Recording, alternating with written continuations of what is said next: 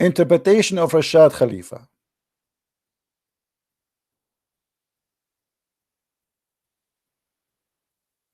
Call me and tell me I accept Rashad Khalifa.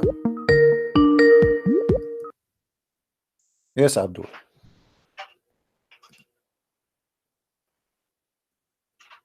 Hello. CP. Yes, Abdul. How you doing? I'm fine. Let me plug my headphones in. Give me 1 second. Can you hear me? I hear you. Now, what do you think about this guy? He said he sent me Rashad Khalifa. I don't know about that. All right. So no, don't tell. No, that's not to jump. Come on, answer me. Be honest. Why I don't know? I mean, suddenly you do not know. You Muslim, you do not know. I'm asking you. What do you think about Rashad Khalifa? And by the way, the idiot, he sent me translation of Rashad Khalifa, not interpretation for the verse. What does he say? What's Rashad Khalifa about chapter 8, verse number 67? What do you say about that verse? What do you think about Rashad Khalifa first?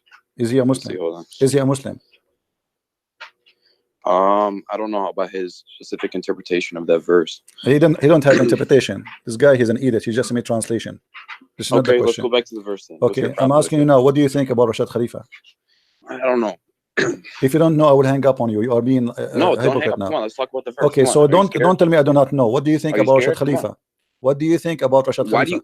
Let's talk about the verse. Come on. Okay, no problem. We are talking about Rashad Khalifa first. We have his Quran. Come on. Why do you accept Rashad? Do you accept? Why Muslim? They brought for me Rashad Khalifa. Now they don't want to talk about Rashad Khalifa. Let's talk about the Prophet Muhammad. We are talking about Muhammad in the same time. Do you accept Rashad Khalifa? Either you say yes or you say no. I don't accept. No, him. I don't. You don't. Why don't? Okay. Why you don't? Because I only accept authentic. Why he's not authentic? Why he is not authentic? Because there's some people who accept him and some people don't. But okay, is he a Muslim for you? He claimed to be a messenger of Allah. That's between him and Allah. No, he claimed to be a messenger of Allah. Is he a Muslim? No, I don't accept that. No. Okay, so he is a false Muslim, correct? I can't say. I'm not Allah subhanahu wa ta'ala. Okay, you are not Allah subhanahu wa ta'ala. Okay, so your brother, he was trying to fool us saying Rashad Khalifa. Now, we go to the verse, no problem. Okay. The verse in the front of us, chapter 8, verse number 67. What do you say about it? All right, let me, I'm going over to YouTube.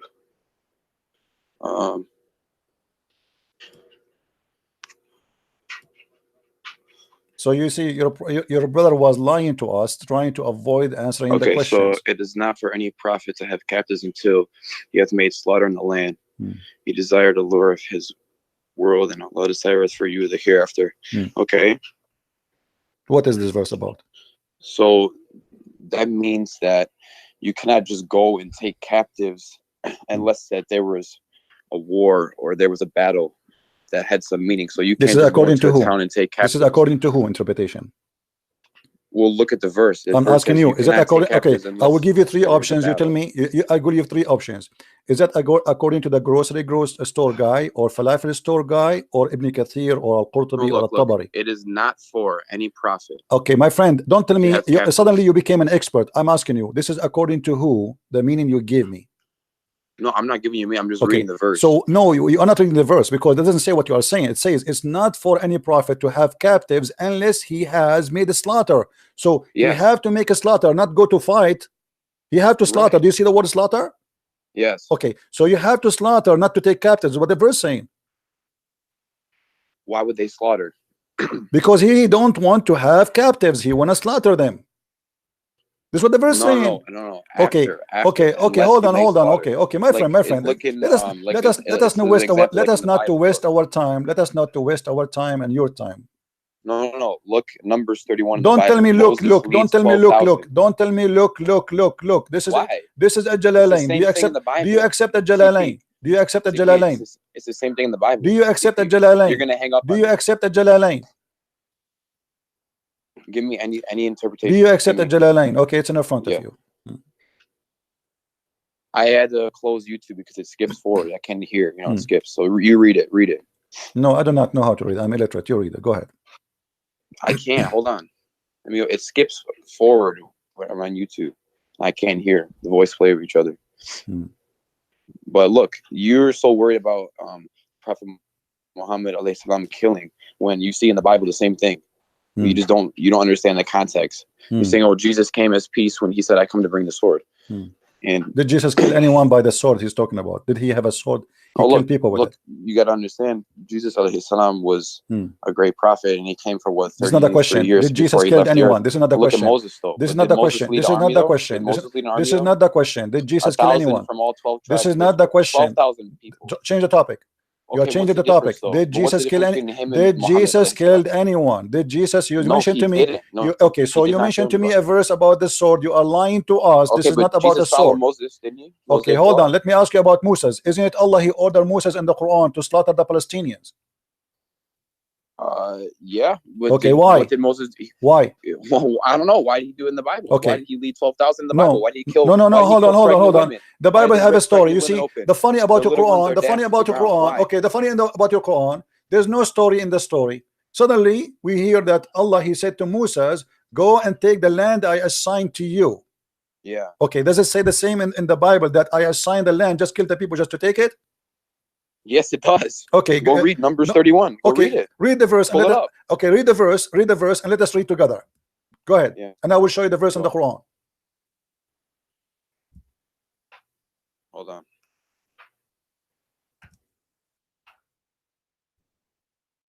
Behind 1 second. Add.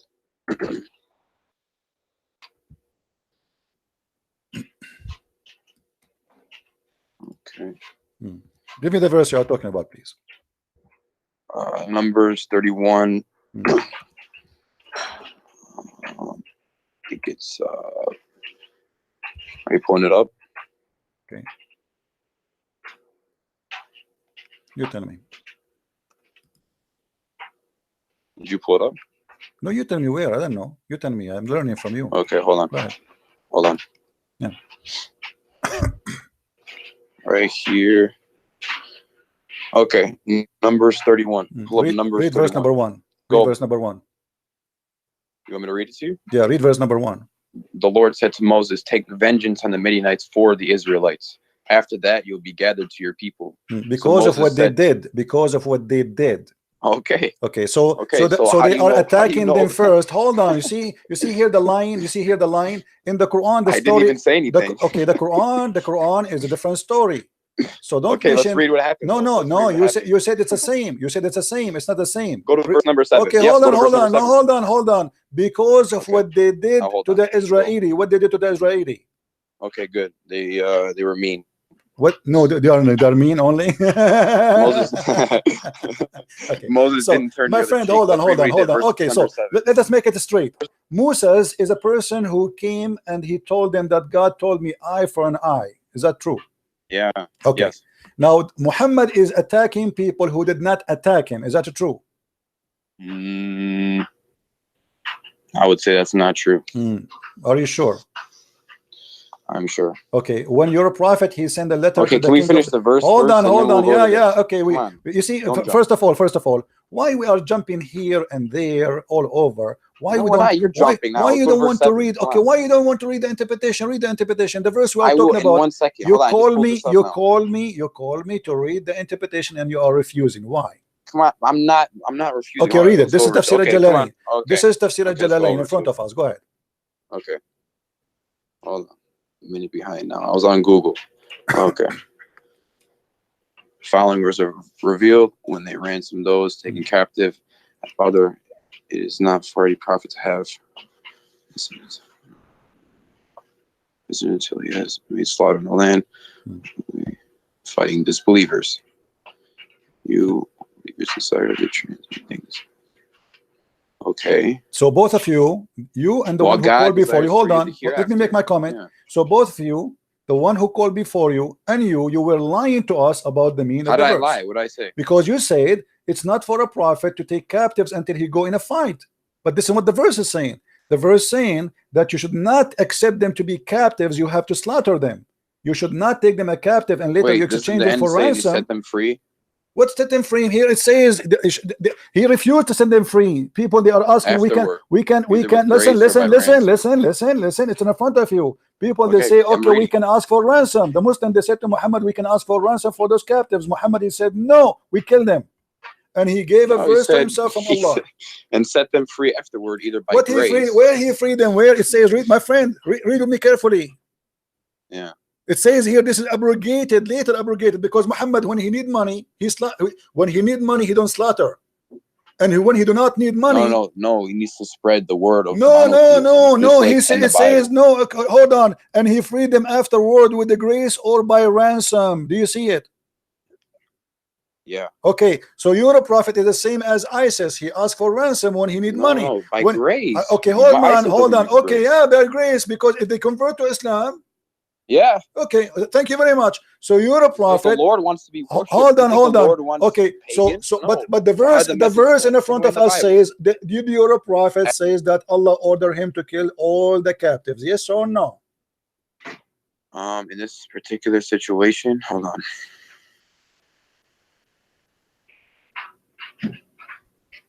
Not everyone, because they had the captives. Look, some were set free by grace. He killed the captives. This is what it says. He don't want to take the Muslim. They are saying we can make money from this. Muhammad, he said to them, Muhammad always he used Allah as a puppet.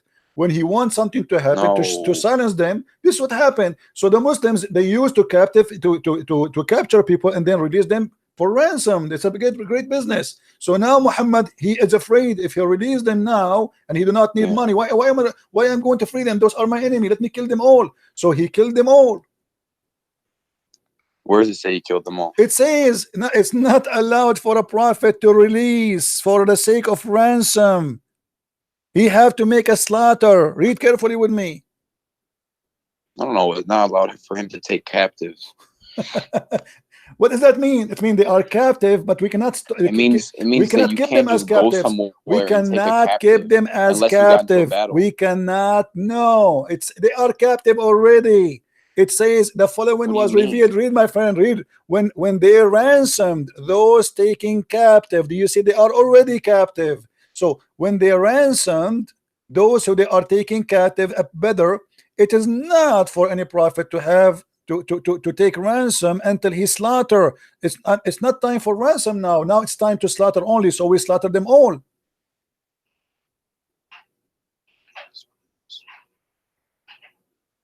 So then who did he set free then? This is later, different fight, different time. What do you mean? They are saying later this verse is abrogated. This is abrogated. The verse abrogated by time, maybe a few years after. Abrogated. What do you mean? What do you mean? Friend, it says hold on. Free. It says the Almighty God abrogated by his words, and he set them free either by grace or ransom. And he said to you 474 question 7. So quotation 474. So he got money. So later, my friend, later there's verses came because Muhammad he changed his religion depend in the situation. And he claimed always that Allah he changed rules, right? So now it says it clearly. What about we show you Ibn Abbas? I mean, why Muslims are going in denial? It's not for any prophet, not a proper for any prophet to have captive. Do you see it? Yeah. Okay. From among the disbelievers until he has made the slaughters. So until he conquered the land. So conquering the land have to happen by slaughter, not by taking captive. Yeah, look, until he conquers in a land by means of fighting. Read. Okay. And then it says, and you desire, you desire to lure for this world by taking ransom from prisoners. Okay. This is what the Muslim desire. They desire to take ransom. Muhammad don't agree. Okay, can I ask you something? Am I wrong? Okay. It says here, until he conquers in the land by means of fighting. So when you fight, it's one against someone else. It means someone's fighting you, you fight someone. So until that happens, you can't take any captives. Meaning I can't just go somewhere in a town that's innocent and go take innocent captives. That's a lie, my friend. Someone's gonna fight me. That's my friend. That's my friend. That's my friend. That's a lie. They are already captive. They are already captive. My friend, why you don't read? Are you blind? It says clearly. It is not a proper. It's not a proper for a prophet. For a prophet to have captives from among the disbelievers until he had legislator, until he conquer in the land by the means fighting. He desire to lure in the Lord by taking ransom for prisoners of Badr. They are prisoners of Badr. This is about specifically about the prisoners who already they are prisoners. They are prisoners of what? Of the battle of Badr. Muhammad saying to them, We are not going to accept them to be captives. We have to slaughter them. You want ransom? I don't want ransom. And he gave them this verse.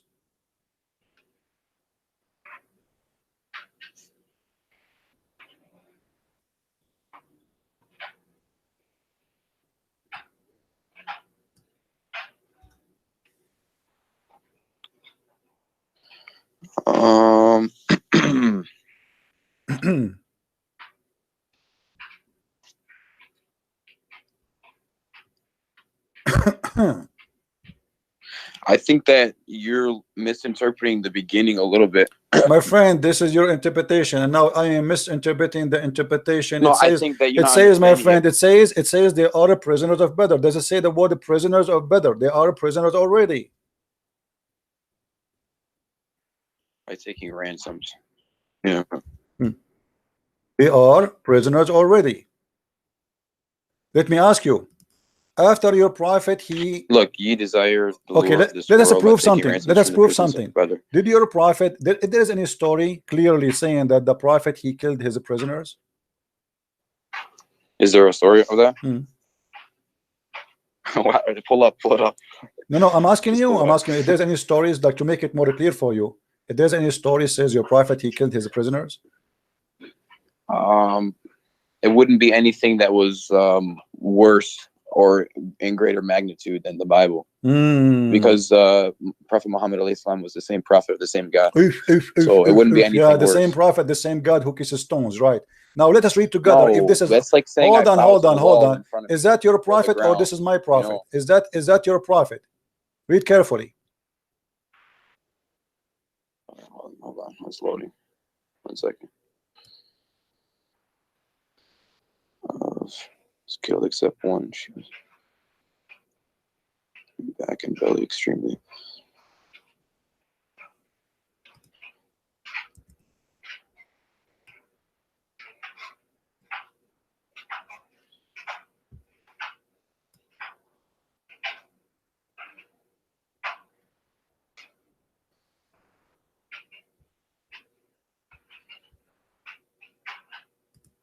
I did a new act, she said.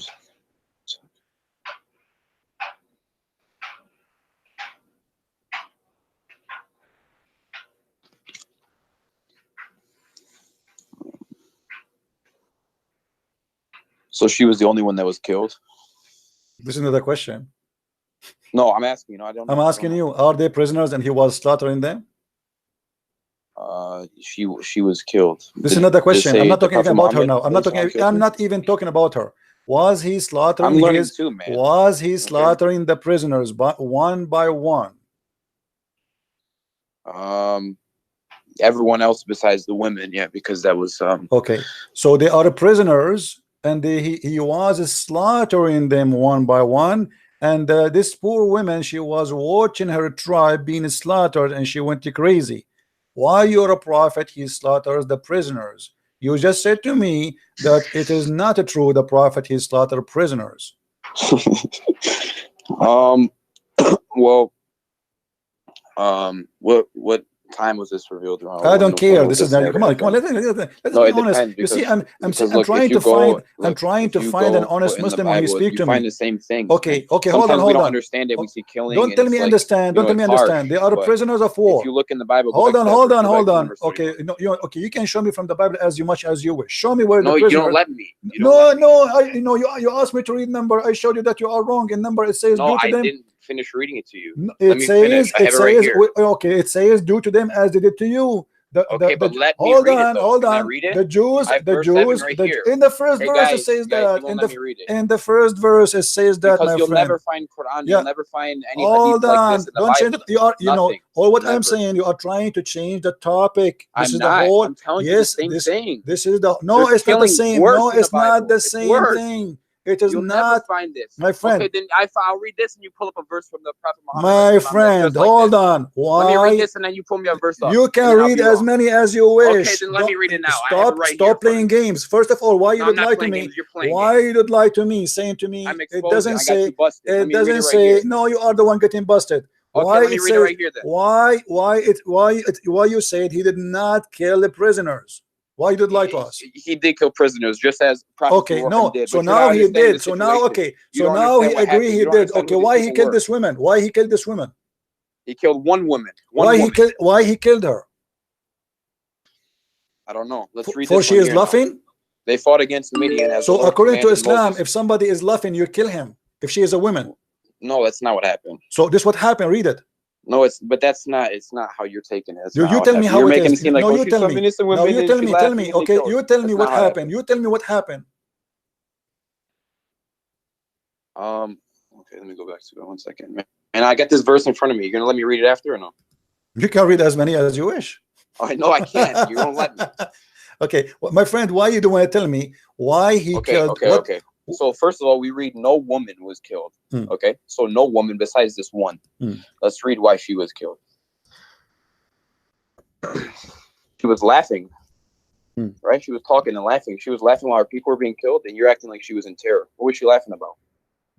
Because her family are being killed. She went mad. She's laughing. It's funny. She went mad. Obviously, she is in drama. Or was she crazy? Was she a crazy woman? Okay, so you How are saying to me, if somebody is a crazy, if a woman she is a crazy, this is the mercy of the Prophet. He killed her because she's a crazy now.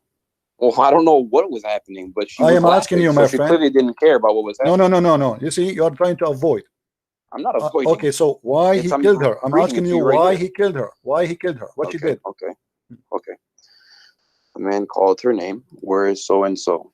She said.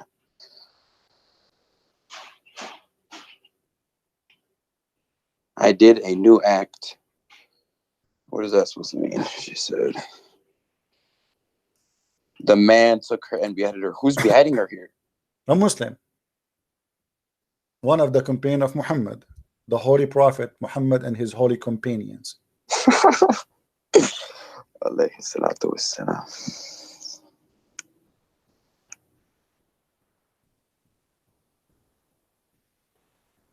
I did a new act. Yeah, he beheaded her, but I don't know what I did a new act. I'm stuck there. What does that mean?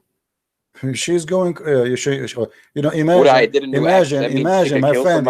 Imagine, God forbid, somebody is killing all your family in front of your sister. Isn't she going to go crazy? My family are not like those people, though. Oh, your family are honorable people. Well, I'm just saying this. They're not like those people. Why they are not? Why they are not? They are not a human. So your family are a human. No, those are animals. I'm not saying that those people are not human. So what do you mean? So what do you mean? She is a Jewish woman. She worship God. No, she wasn't Jewish. Those are Jewish. Don't you see? It says Bani Qurayza. Yeah. Okay, Bani Qurayza are not Jewish now. Since when? Okay. Well, this one woman, whatever happened with her, she was killed. Okay, based on they this, only killed one woman there. Based on Islam. Based on Islam, should Muhammad be killed for this crime? For Muhammad should be killed for this crime? No. Why? Okay. Let's go back to this verse. This is why. Okay, look.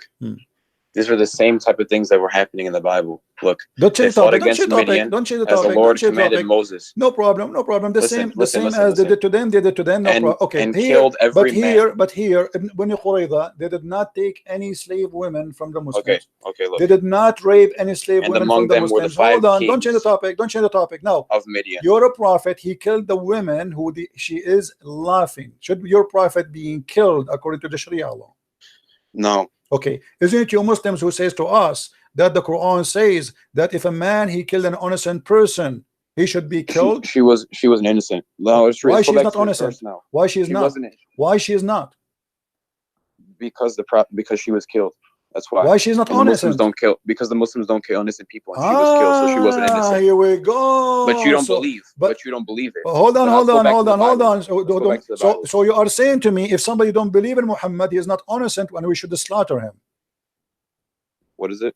You just say it. I'm saying that woman that was killed, she was not innocent. Why she's not innocent? I'm asking you why she's not. Because she did a new act. That's what she said. Then you actually laugh. Huh? Then you actually laugh. No, that's not what it means.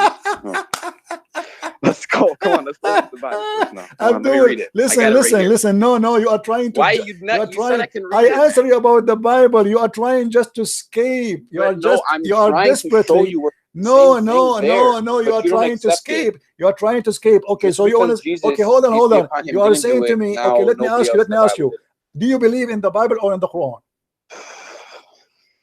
Of course, I believe in the Bible, but I don't believe in the man-made parts of the Bible. No. Okay, no. I want to ask you. I want to ask you. Be honest with me. Either you say I believe in the whole Bible, or you say I don't. Either the Bible is not accepted or accepted. Do you accept the Bible? That's not true. That's not true. There's some parts in the Bible where you can clearly see that How- it came from the Lord. Okay, hold on.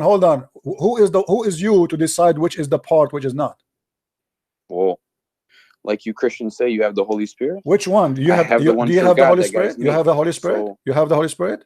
I have So- the one true God that guides Okay, me. so how Muhammad did not recognize the satanic verses? Then you look like you are better than your prophet. Well, Muhammad, he received there's satanic strong verses. evidence saying that those satanic verses Hold never on. happened, and that was a later invention. No, There's hold strong on. evidence for it. You just said Just to like me. you're going to give me You evidence just that they're said to real, me. I You can give just evidence that said they're to not me. real. You see, hold on. You just said to me. You can recognize what is true in the Bible, what is not. Yeah, but you have no proof that that even happened, because there's strong evidence that that was a later invention. What do you mean? Never even happened. What do you mean not happen? What does not happen? Those verses. I know what you're talking about. So the Quran is lying. Never even happened. So the Quran lying? Huh? So the Quran is lying? No, it's not. How come? The Quran is saying Allah will delete what shaitan he throw. If shaitan he throw nothing, Allah will delete what? Wait, say it. What?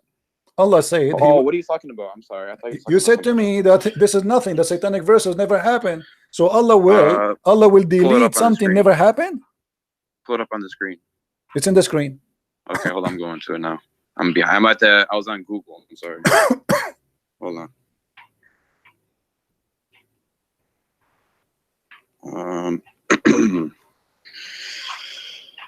Messenger of authority, but when he recited.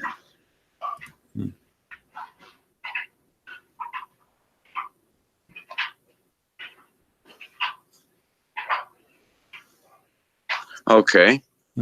Never sent we a messenger or a prophet before thee, but when he recited the message, Satan proposed opposition in respect of that which recited thereof. So do you know what that means? No, I do not know. You tell me. So never sent we a messenger. So never has God sent a messenger or a prophet before thee. But when he recited the message, so when he recited the message of God, Satan proposed opposition, meaning right after the message came, Satan came and he tempted. And he tempted. What he tempted? What does that mean? Explain to me. That means he came and he tried to give opposition and he tried to turn him away. What does that mean? Just like how you see, why did Jesus go out into the desert? Okay, this is okay. Hold on. It's the same thing. Let us love together. No, when Jesus went to the desert, or he did not actually go to the desert. This is funny. There's no desert. When Jesus he did fasting, right? Shaitan he tried to tempt him, but he failed. Here he was successful. Yeah. Because Shaitan, Allah saying, I will take what Shaitan did. Correct? I will take it from where? I will take it from the Quran. No, he abolishes that which. Abolish it from where? Abolish it from where? Abolish it. That means the power of Allah is stronger than Satan. Abolish it from where? From his temptation. So like every time. That's not true. That's not true. Okay, explain to me what happened exactly. The temptation you are talking about. Tell me the story right now. Hold on. Tell me the story. Okay, this is the story. I'll give you an example. Okay. Okay. Just like okay, look at the golden calf. Look at the story of the golden calf. So the people made the golden calf, and was that around the time? Was that 10 Commandments or was that Abraham? I'm sorry. Is look, what it's trying to say is every time that there's a message that comes, Satan comes and he tries to skewer that message. He tries to mess it up. He tried only, or he put really, or he put really. Did he really put, or he tried only? Huh? Was he successful to put in the mouth of Muhammad? No, did Muhammad speak? Of course not. Okay, read with me. This is Tafsir al-Jalalain, please. Okay, hold on. Yeah. Okay. Okay. I'm reading now. Tell me to scroll down when you are, like when you want me to scroll down for you. Okay. Is the whole writing showing or not all? Yeah, it is until subsequently at the Okay, bottom. now it So I'll shows let all. you know. I fix it. Go ahead. It's not been commended.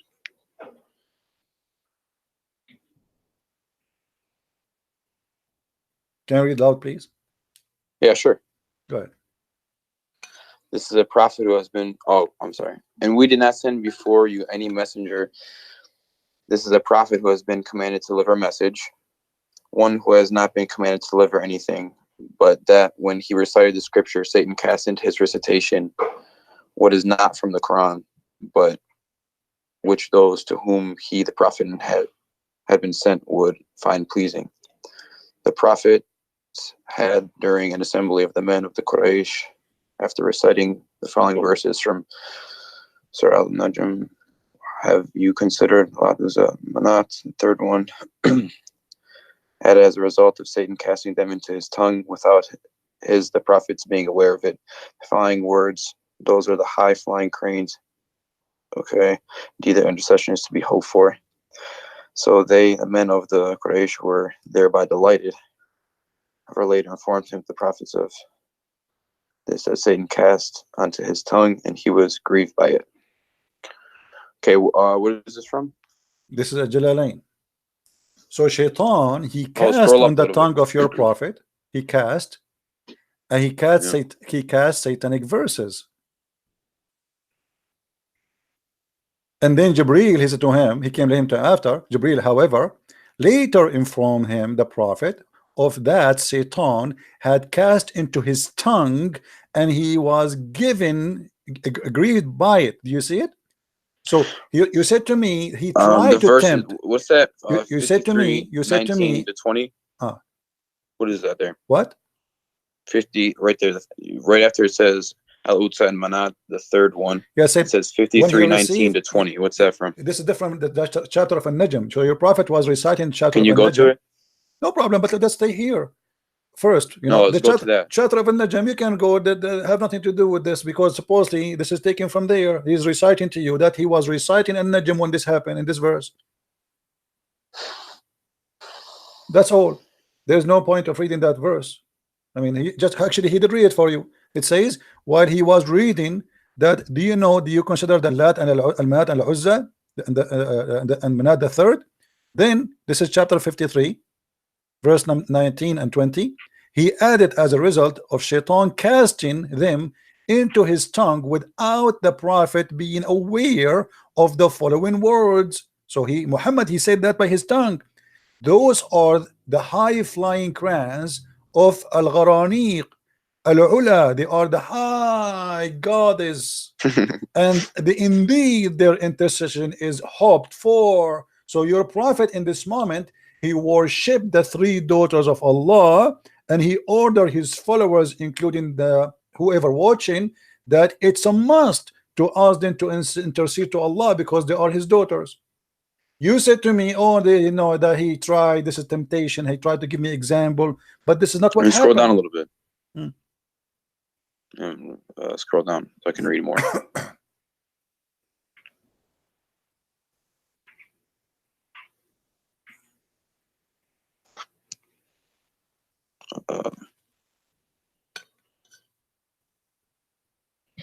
Okay.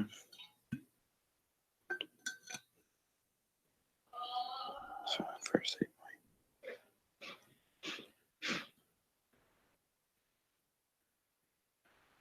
and by the way, just to show you how the Muslim they lie, I'm not talking about you now. The Ibn Kathir in Arabic is totally different from Ibn Kathir in English. They took the whole story off. If I show you right now Ibn Kathir in Arabic for the same story, you will see how the Muslims in the translation into English, they deleted the whole story. It's not there. So now what do you say, my friend? Did your prophet receive satanic verses and he did not notice? What is this? What is this? Can you go up to the top? Don't go down so I can read more. Go up to the top. What is this?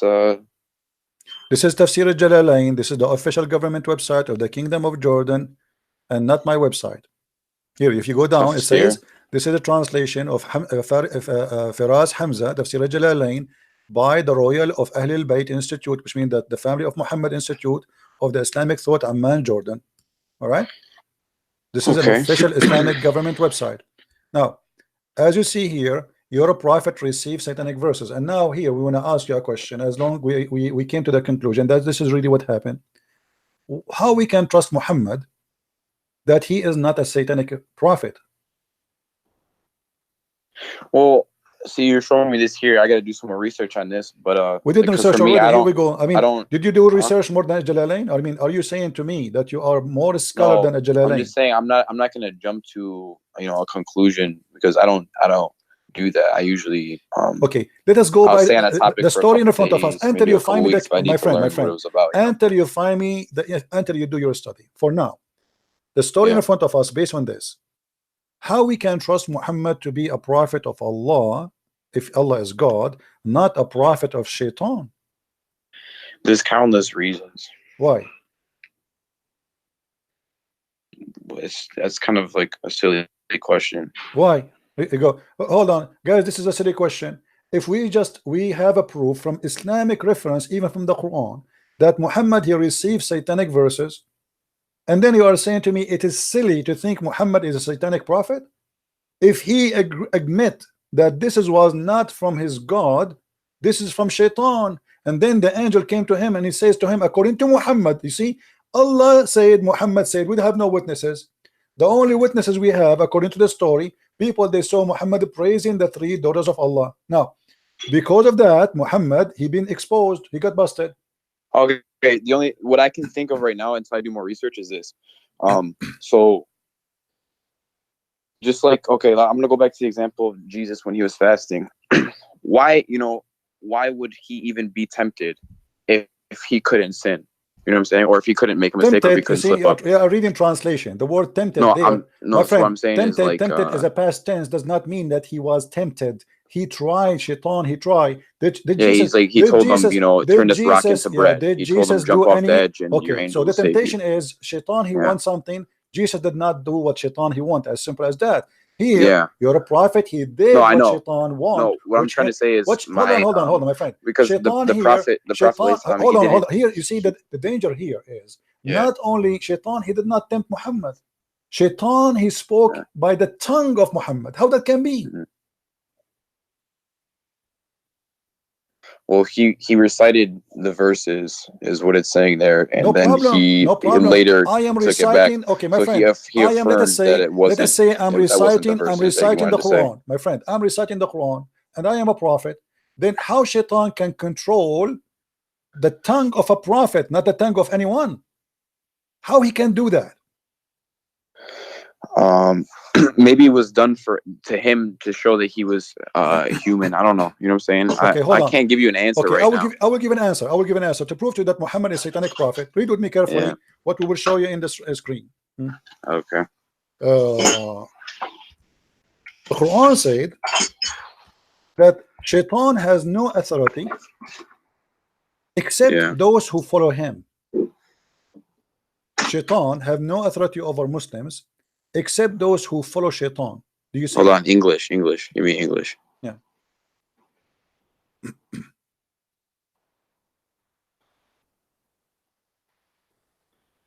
Okay. So what the verse saying here? You have Allah speaking to Shaitan, saying to him, you have no authority over my slaves. Who is the slaves of Allah? Anyone who believe in him, correct? The Muslims. Okay. Except those who follow thee. So Shaitan, he have no power over Muhammad unless Shaitan and Muhammad are friends and Muhammad is following thee.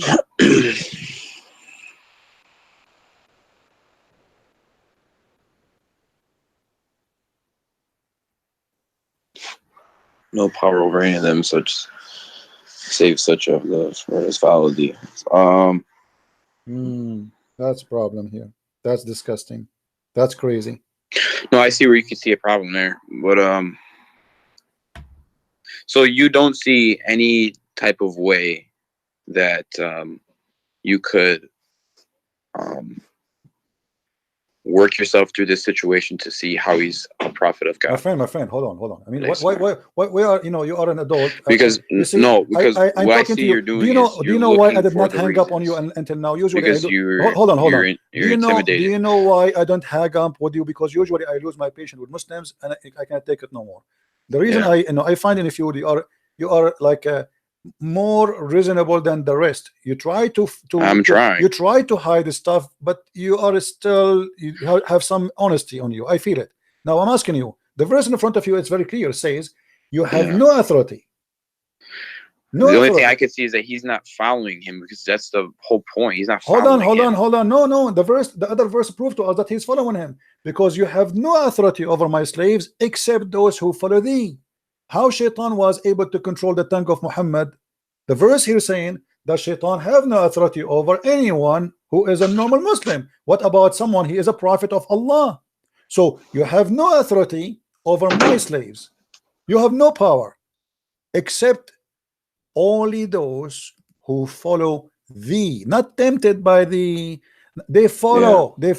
So here Muhammad, in order to be under the authority of Shaitan, he have to be from one who follow thee. If the Quran is the book of God and God is saying the truth, I'm gonna ask around to see, because that it means one of two things. It means that either, because it says here that he has no power of any of them unless they follow him.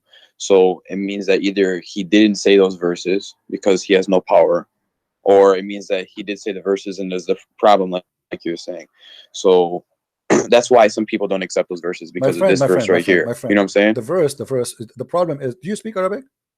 No, I don't speak Arabic. The problem, you don't speak Arabic. In Arabic, it says clearly that he received the verse, because in Arabic it says that whatever Shaitan he cast into the tongue of the prophet, Allah will take it away.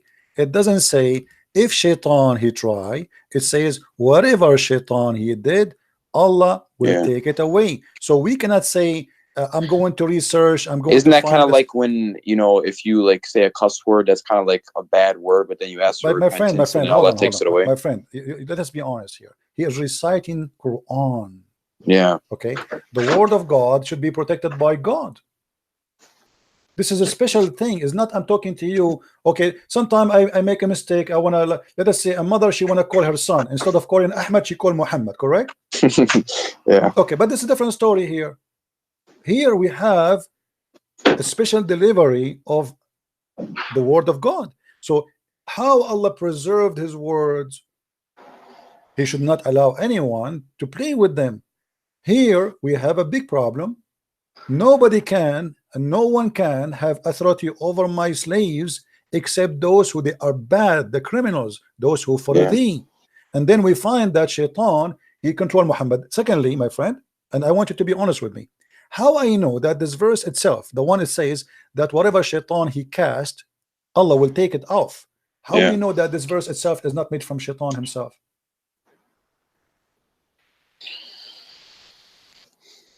Because to make us comfortable now, okay, here we go. You got me busted. Obviously, this is Saint verse. So let me make a verse for you, and I will say whatever he said, I will take it off. How we know that this is not this one, even this one is not from Shaitan, just to make me relax and say, don't worry, be happy. The Shaitan, yes, he cast in the mouth of Muhammad, but we will take it off.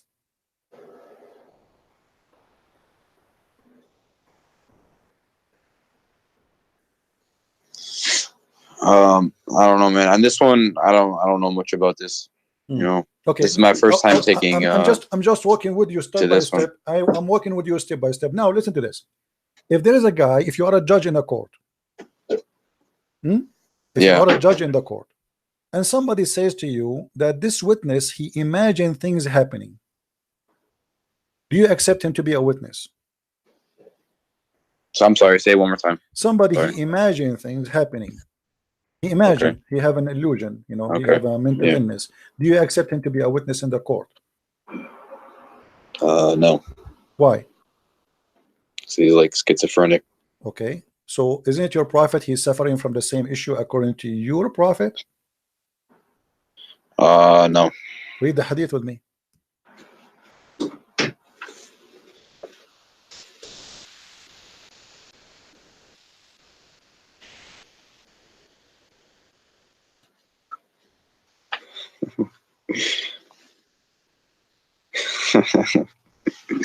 Why you are laughing at? Are you laughing at your prophet now? Come on, that's not right. I mean, show respect, please. Show respect, please, guys. Please tell this guy to show respect, not to laugh at his prophet. No, man, I'm laughing. Because already you got your prophet busted. You said you will not accept him because he have what? Schizophrenia? You said that, right? I don't know how to say it correctly. Say it again, please. How you say that word? Schizophrenic. Schizophrenic. Okay, that's a big word for me. I need like a week to learn it. So your prophet obviously is suffering from the same issue. How we can guarantee that when he says that he is receiving satanic verses, he is just not just a madman, or even in the best scenario, he is really receiving satanic verses? How we can trust this man is even seeing God or seeing an angel, or he is receiving the Quran? How you can trust him? You just said to me, I will not accept him even in a court, in a normal court, like somebody witnessing for anything. It's just a stupid court. Yet you accept such a guy to witness for you for God. Yeah, I've never seen this one.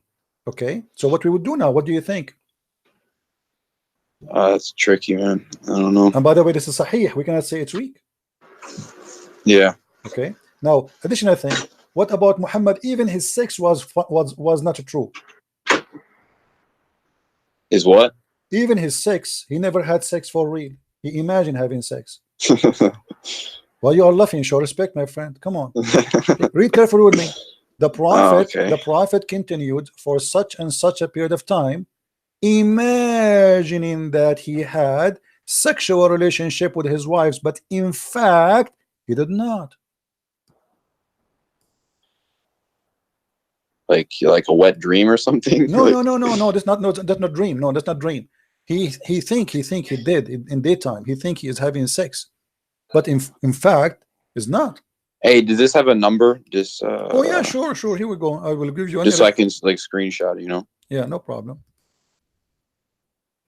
This is Sahih al-Bukhari, hadith number 6063. Do you see it? Let me put this in notes. Book number. You said, what was it? 6063?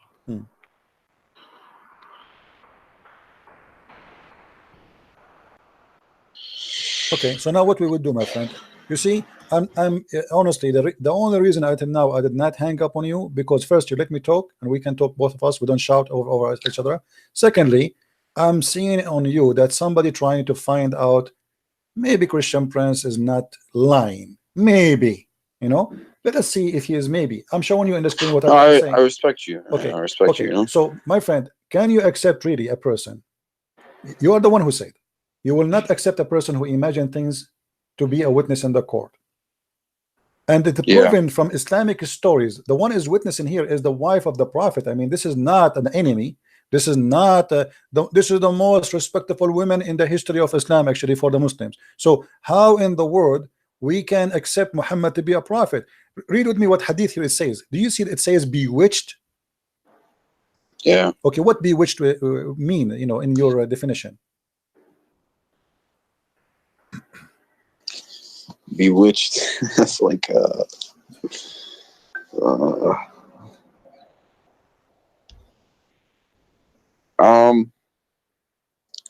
what website is this?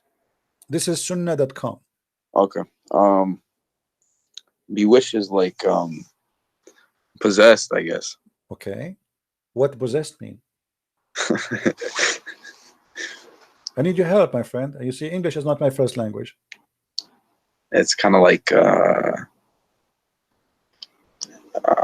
controlled by a force, yeah. By evil, magic, evil, right? By evil, correct? By evil force. Yeah, I guess so. Okay, evil force is what? Isn't it satanic? Yeah, evil force is satanic too. But isn't it that verse says that you have no authority over my follower except those who follow thee? Yeah. Okay, how Shaitan was able to control Muhammad. So Shaitan proving from Islamic resource that Shaitan controlling Muhammad not only his tongue, his brain, to the point he imagined, he is a delusionate, and he imagined things happening, but in fact they never happen. But the Quran confirmed, if the Quran is the book of God, then the book of God should be saying the truth, and there's no exception. No authority you have speaking to shaitan except those who follow thee, and those who follow thee, they will go to where? They will go to hell. Do you see it? Yeah. So based on these verses, until now, Muhammad is going to hell guarantee.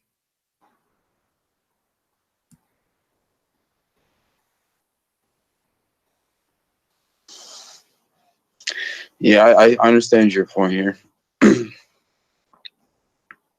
Are you leaving Islam now, or you will leave it tomorrow? Huh? Are you leaving Islam now, or you will leave Islam tomorrow? Well, I mean, I don't. No, I wanna ask, some people about this and see what they have to say, because My friend, let me ask you, what people they will say to you? I'm showing you the I don't know. I mean, who you will ask who is better than Sahih Bukhari? I will tell you what they will say to you. The brother, this is a false story, brother. Brother, the Prophet did not do. Okay, come on, the books, all Islamic books saying that. I mean, what false story? Even the Quran saying whatever shaitan casts, Allah will take it off. How he will take it off if it's not there? I mean, it's funny. It's going to say I'm going to take it off, but there's nothing to take off. That is even stupid. That will make the Quran a stupid book. So the Quran confirmed the story, the Hadith confirmed the story, and the interpretation of the scholars confirm the story. And the same time, we have Sahih al-Bukhari confirmed that the Prophet was bewitched. And by the way, bewitched is bigger than just casting a verse of in the Quran, because bewitched, that means, what's the word in Arabic? What in Arabic? Yeah. Suhira Rasul. Suhira.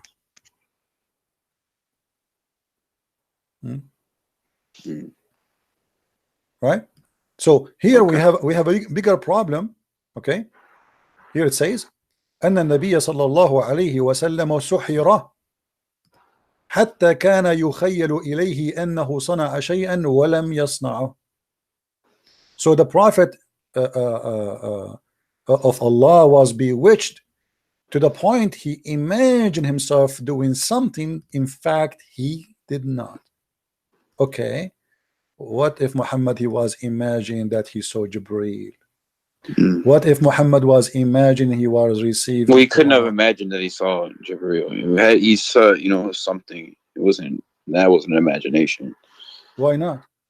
Well, because he couldn't read or write, so something was giving him the knowledge. My friend, what can I mean? What does have to do with reading or write? Let me tell you something.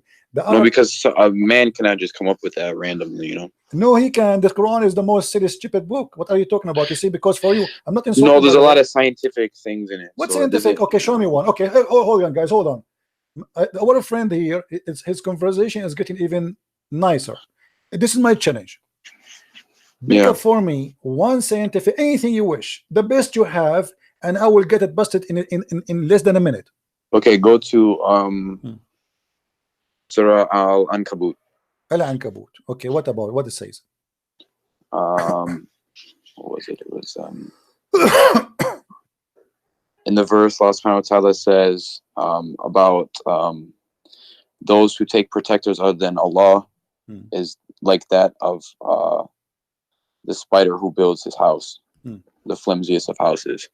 And in that verse, it's the Arabic conjugation, it's the female conjugation of the spider building the house.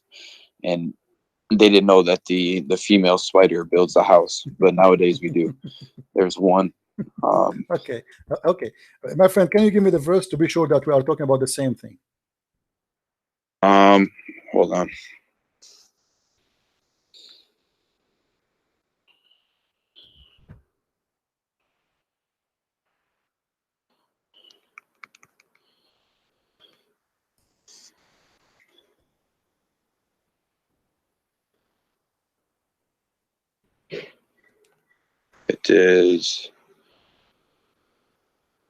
It's Quran 29:41.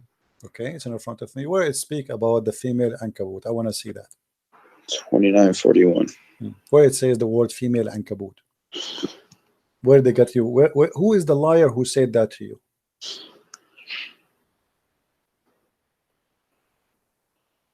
Unto herself a house. Where is herself? What her house?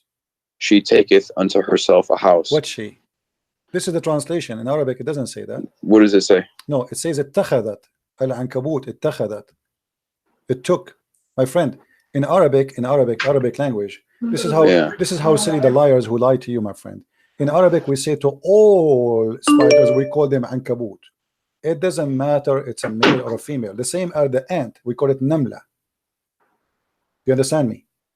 Yeah. The same as nahla, which mean bees. So there is certain insect, we call them, this is an Arabic word used by have nothing to do with male and female. So they lie to you and they make it a miracle. In fact, it is a mistake, and I will show you why it's a mistake. It says the likeness of those who choose other patrons, then Allah is the likeness of the spider when she takes, according to the translation, into herself a house and loo. Okay, and the frailest of houses is the spider of house. Actually, it is the most strong house, and I'll explain that to you. You see, when you compare, when you, hold on. I know about this spider. No, hold on. But before we finish, my friend, 86, let me show you the mistake. Let me show you the mistake. Before we when we compare, do we compare my house to a house of a spider, or I compare a house of a spider to a house of other insect? Well, it's saying, because the woman builds it, and there's the man is the head of the house. There's no women, my friend. The same lie, my friend. The male after my friend. If you go to dictionary, you can go right now. Take the dictionary. You will see the word ankabut is okay. What is the word male for ankabut then? Teach me. No, it's when she builds. No, doesn't say that. Right? Doesn't say that, my friend. This is a female word, which means this is a word we use for a spider. It's a female word. The same as we say, there's certain words we say nahar. Nahar is not a female word, but is the nahar, which means river. Is it a male? It is not.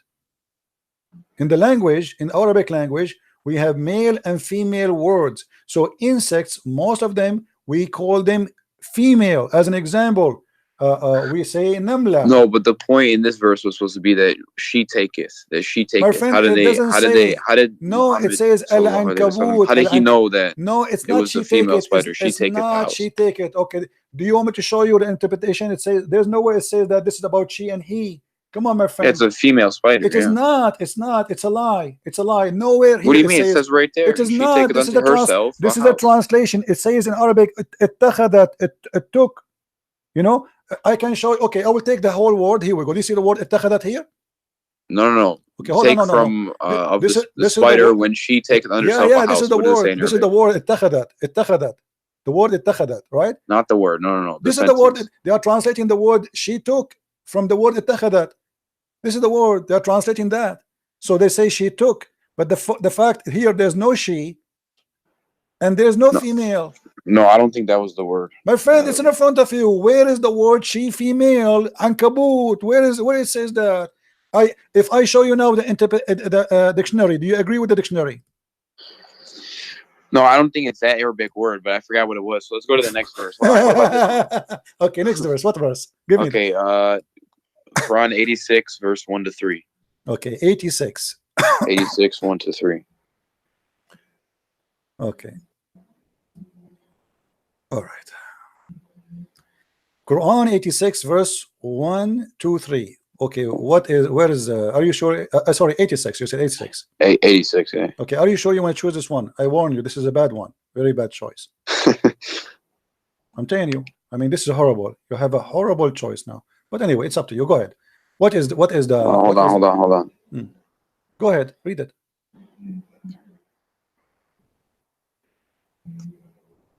No.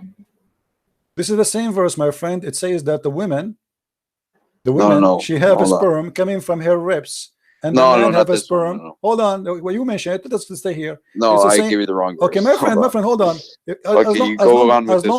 As long we are here, this is the same verse saying that the women she have. No, but did you know that?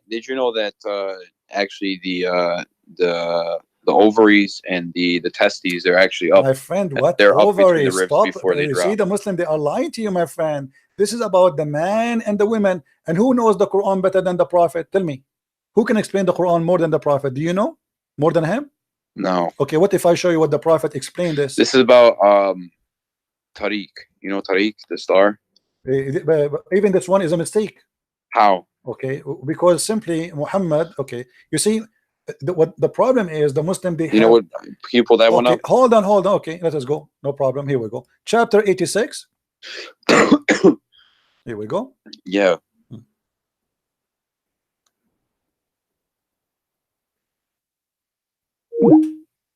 No, I lost you.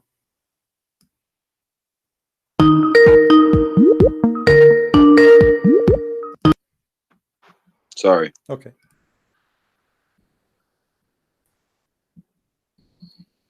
The star at-Tariq is a morning star, which is nothing what the Muslims they speak about. The Muslims they say No, it's the are, knocker. It's no, like the knocking. no, And actually, no. At-Tariq, yeah, my it's like friend, a at-Tariq. Do you know what Tariq mean? The one who knock at the door, the visitor. yeah, Yeah. Okay. yeah, So yeah, yeah. at-Tariq in Yeah. Arabic have nothing to do with what they say. Here we go. It's in the front of you. Does it? Do you see the interpretation? Yeah. Is it the morning star? Oh, it's the morning star. Yeah. So why they are lying to you? Suddenly they change it. They find something. I thought it was the knocking star. See, no, it's not. You see. Let me tell you something. All those articles, you can go read my book, Quran and Science in Depth. I get them busted all. So they lie. They take. Give me 5 seconds. I'm unplugging. Put in my charger. 1 second. All right. So as you see, everything you give me another one. Let us switch to something else. I will keep going with you. Maybe you can find something finally, maybe something truthful. Not all of them, they are lying. On speaker. Different one. Give me a different one. What was it? Give you another one? Yeah, give me. Maybe because until now, all what you said to me, it turned to be false. Okay, how about the center of the earth is made up of mostly iron, a little bit of nickel. It's made of mostly iron, and then the center of the Quran what is verse? Al-Hadid. What verse? Huh? What verse? Chapter 57 is Al-Hadid. It says what? Huh? Explain to me what it says. So Al-Hadid, that's iron, right? So meaning that the creator, the center of both of creation, so the center of the book, where it says and that? then the center of the earth, where it says that exactly? Iron. Do you know? No, it's the name of the chapter, because there's 114 chapters. I know, but and half of 114 is 57. Where it says that is center of the earth, where it says that? Oh, the center of the earth is. Look it up. Google. No. Where in the Quran it says that this is the center of the earth? Where it says that? Well, no, it's the center of the Quran and then the center of the earth. They're the same thing. What center of the Quran? This is not the center of the Quran. How that can be center 57. of the Quran? Oh, hold 57. on. Okay. Do you know mathematics? Yeah. Okay. The Quran is how many verses? It's 114 chapters. Okay. What is the middle of it? 57. No, that's not true. Let me What do you mean? Let me teach you some mathematics, my friend. Half of 114 my is 57. Friend, no. Here we go. You see, when you say okay. First of all, the Quran, which is you have today, the numbers have nothing to do with the Qurans of Muhammad. If we go to according to Revelation, is it going to be the same? It's not. Have you ever heard? That the Quran you have today is not according to Revelation? Yes or no?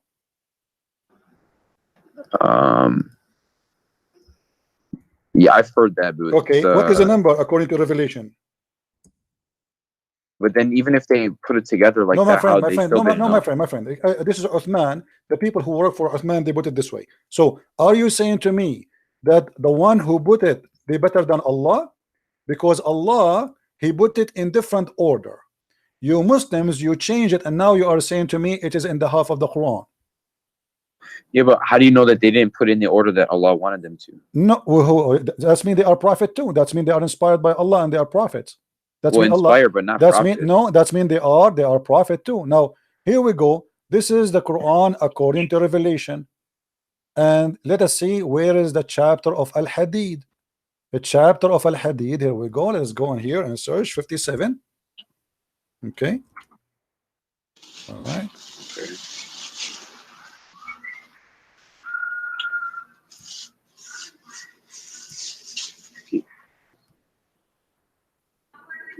Okay. The real number of 57, according to Revelation, is a chapter of Luqman. Do you see it? Yeah. Okay, so now we go. Well, we're not done actually. Let me show you something stupid here. You see, they are the one who mentioned this, so we have to deal with it now. You cannot escape it. Sorry, I mean you are the one who brought this to yourself. So you gave me a verse saying that this is a proof that Allah is God. This is a proof that Allah is false. Read with me carefully. Yeah. It says what? وَأَنزَلْنَا مَعَهُمُ الْكِتَابَ وَالْمِيزَانَ, and we send with them the book. This is translation here says a proof. Doesn't say that, by the way. It say actually it says al-bayinat, yeah, which means like the clear evidence. Okay, and reveal to them the scriptures and the balance that mankind observe right measure. And he revealed the iron. The fact it doesn't say that. It says in Arabic وَأَنزَلْنَا الْحَدِيدَ, and we send down the iron. Yes. Okay. When he's Yes. okay, hold on. That's sent down. You know, iron doesn't come from the earth. You know, false. it takes like 150 million degrees False, to form my friend. iron. No, this is false. That's not what the science says. Science No, says, it's true. No, I know what the science says. You can search right. We can search right now on Google. According to Did you know science, we wouldn't my have the friend, ozone let me layer? finish. We wouldn't have My the friend, radiation let me belts, finish. no My friend, hemoglobin in our blood. We send down iron means that Allah sent it from the stars. Friend, hold on. According to science, and we can search right now in Google, and I will show you in the screen that according to science, that the crust on the crust, there's big percentage of the iron on the crust, not the earth. On the crust was coming as a meteor. But look what happened here. Hold on. What happened? It says we send you iron for mighty war. Hold on. What are you talking about? This is what the verse is saying. No. It says we send the iron for mighty war. Mighty power. No, it says mighty war. What are you talking about? Ba'sun Shadid, this is for war. Do you barely sent our message. Do you want me to show you the interpretation? Do you want me to show you the interpretation? That's mighty power. What are you talking about? Okay, let me show you the interpretation here. Go, let's see if it's true or not. You see, Christian friends don't say things without proof. Chapter 57, verse number 25. Here we go. This is your official government website. Okay. It's about war.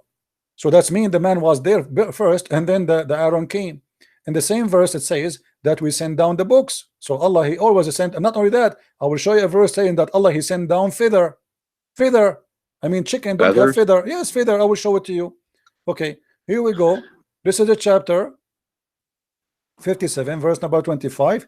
And this yeah, but don't you understand what it's supposed to mean, though? My friend, I understand. Here we go. Okay, read with me carefully. Okay. Which translation? What interpretation you like me to show you? I don't care. You don't care? Okay, no problem. All right. And we send down iron. We caused it to be extracted from mineral ores where in a great might, which may wage battle as many uses for mankind. Do you see it? So yeah. Allah saying that He sent you the iron so you can kill people. Now here, look what it says in the Quran. It says that we send down the proof, we send down the book, we send down the scale. Did Allah send the scale? No. And then he says, and we send down the iron. Anything Allah created, He say in the Quran, we send down. And I will give you the proof of that. They lie to you and they claim that this is about sending down iron from the sky. The fact, no. Let us see how we can prove that not true. If we go in the Quran,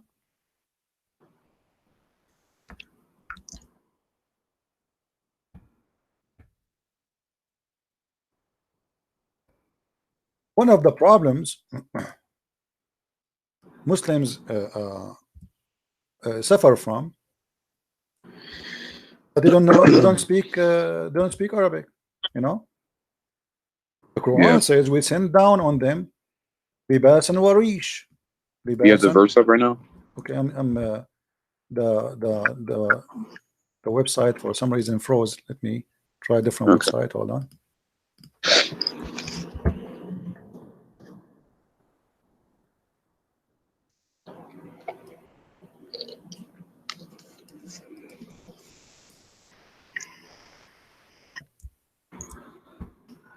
Do you accept that Jesus prayed like Muslims do today? Let's change topic, please. No, I'm just asking. O children of Adam, we have revealed into you the remnant or to cancel your shame. Okay, so Allah He sent down. You see the translation is here. We send, we reveal. The fact doesn't say that. It says we send down. Change the translator. It says Allah. Anything you have, it says we send down. We send down. Here he said we bestowed. We bestowed. What bestowed mean? Like we have given. Okay. No, in Arabic it says وَقَدْ أَنزَلْنَا. This is exactly the same written in that about the Aaron. أنزلنا عليكم لباسا يواري سوآتكم, and we send down on you. Change the translation. Let us see. We keep changing from one to one. Shakir. Here we go. This guy, you see it? We have indeed sent down to you clothing to cover your shame. Okay. In the top of that it says warishan. Here they cover that. It doesn't say, they didn't say rishin. Rish and feather. Rish, the word rish is feather. This is the word rish. So it says the same thing. No, the translation is wrong. They it hide says the same word. thing as the hadid. Yes, we send down clothes. Did Allah send you clothes really? You see, you see, we're trying to have an honest discussion. They lie to you. So how come if that one it says we send down, and this one it says send down? So how here they did not say, okay, we discovered that the underwear I have is sent down by Allah, right? Yeah, It's a lie. And not only that, here they hide in the translation there the word rish. According to the Quran, Allah even rish, which is feather, Allah He sent down. Even feather, which means the chicken was naked, and Allah He sent her a package in Amazon, and she received her feather. You see, the word feather is gone. I cannot find it. I cannot find one translation saying the word feather, and change the translation from one to one. You know, not even one of them is coming with the word feather. Yeah, where's the word feather? I don't see it.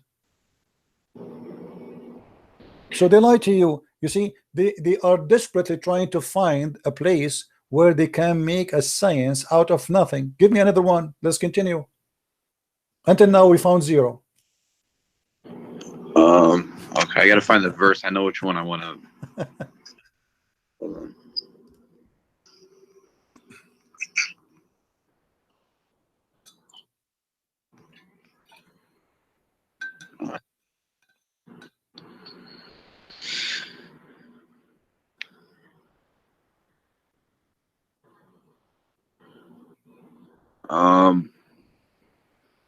Surah At-Takwir. Okay. 81, 15 to 21. At-Takwir. What the verse saying? 15 to 21. Okay, tell me what the miracle there. Hold on, let it load on the screen real quick.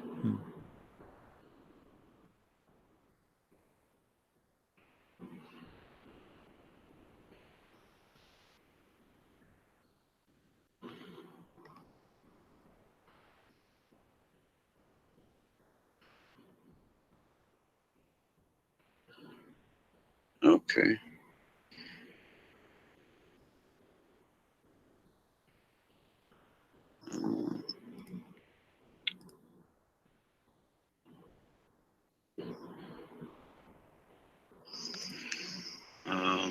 Does it say?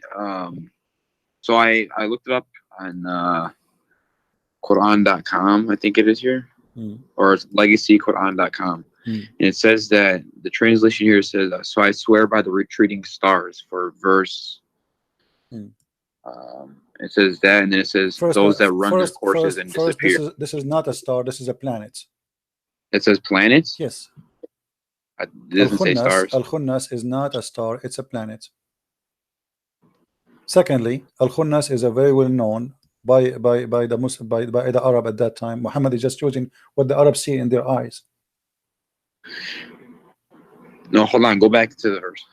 Okay, the verse. Here we go. I'm going to tell you what it was. Okay.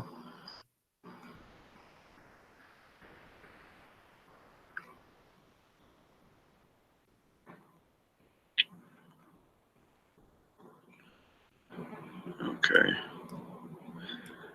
So, No, in the other translation, it was by the stars, but it's my friend, by even the planets that recede. even if they are stars, let me show you here. There is a mistake. There's It's okay. the scientists nowadays, they see No, that no. You when see, they're what the everything in the Muslims, universe is expanding outwards, my and they used to friend, think that it was static. that is a lie. This is not what it says. Have nothing to do with any of what they are saying there. You see, The planets that recede, you know, they're moving friend, away. my friend. As long, okay, you want to talk about the shape of the planets? You want to talk about? No. It means like that, like from us, everything is moving out. Like the universe is expanding. So like the planets that recede, like every other planet around us is moving away. Your prophet said that the earth is getting close from the sun. Huh? Your prophet, he said that the earth is getting close from the sun. Actually, the sun is getting close to it. The sun is going to get close to us until in the judgment day. The sun will be so close, and to the point we will be sweating, and our sweat will be covering our almost our ears. So this is a lie. Same time, if the Muslims are being honest in anything they say, when you speak about the space, who know better the space than Muhammad? No, but it's true that everything is moving away, though. Okay, my friend. No, everything is moving away. True, my brother. True. Yeah. I'm gonna go with you, but this is not what the Quran says anyway. Let us say, regardless if it's true or not, I don't care really what science says. I am asking you right now. Do you know what the Quran and what Allah meant better than your prophet? No. Okay. Where the sun goes every day, as long everything go away. Okay.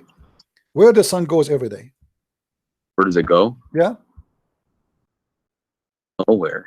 What do you mean nowhere? The sun is right there. It just stays there. But your prophet, you don't agree. Let's see. This is your prophet speaking. Read with me. Let me make it more clear for you. When the sun sets into the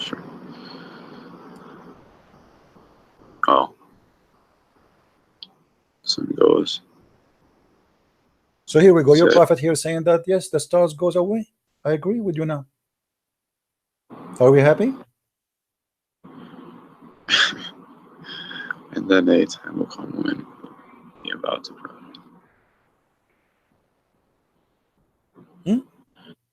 Are we happy? Finally, we find something true. Muhammad, he said the stars goes away. The sun is a star, and the sun every day we travel from point A to point B and sleep where? Do you know where sleep where the sun sleep where?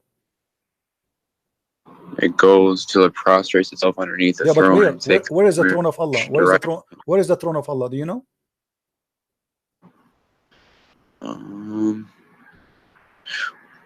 Well, I don't find a problem with that. Hold on. What do you mean you don't find a problem with that? No, hold on. Oh, let me read. Hold on. And then not be accepted.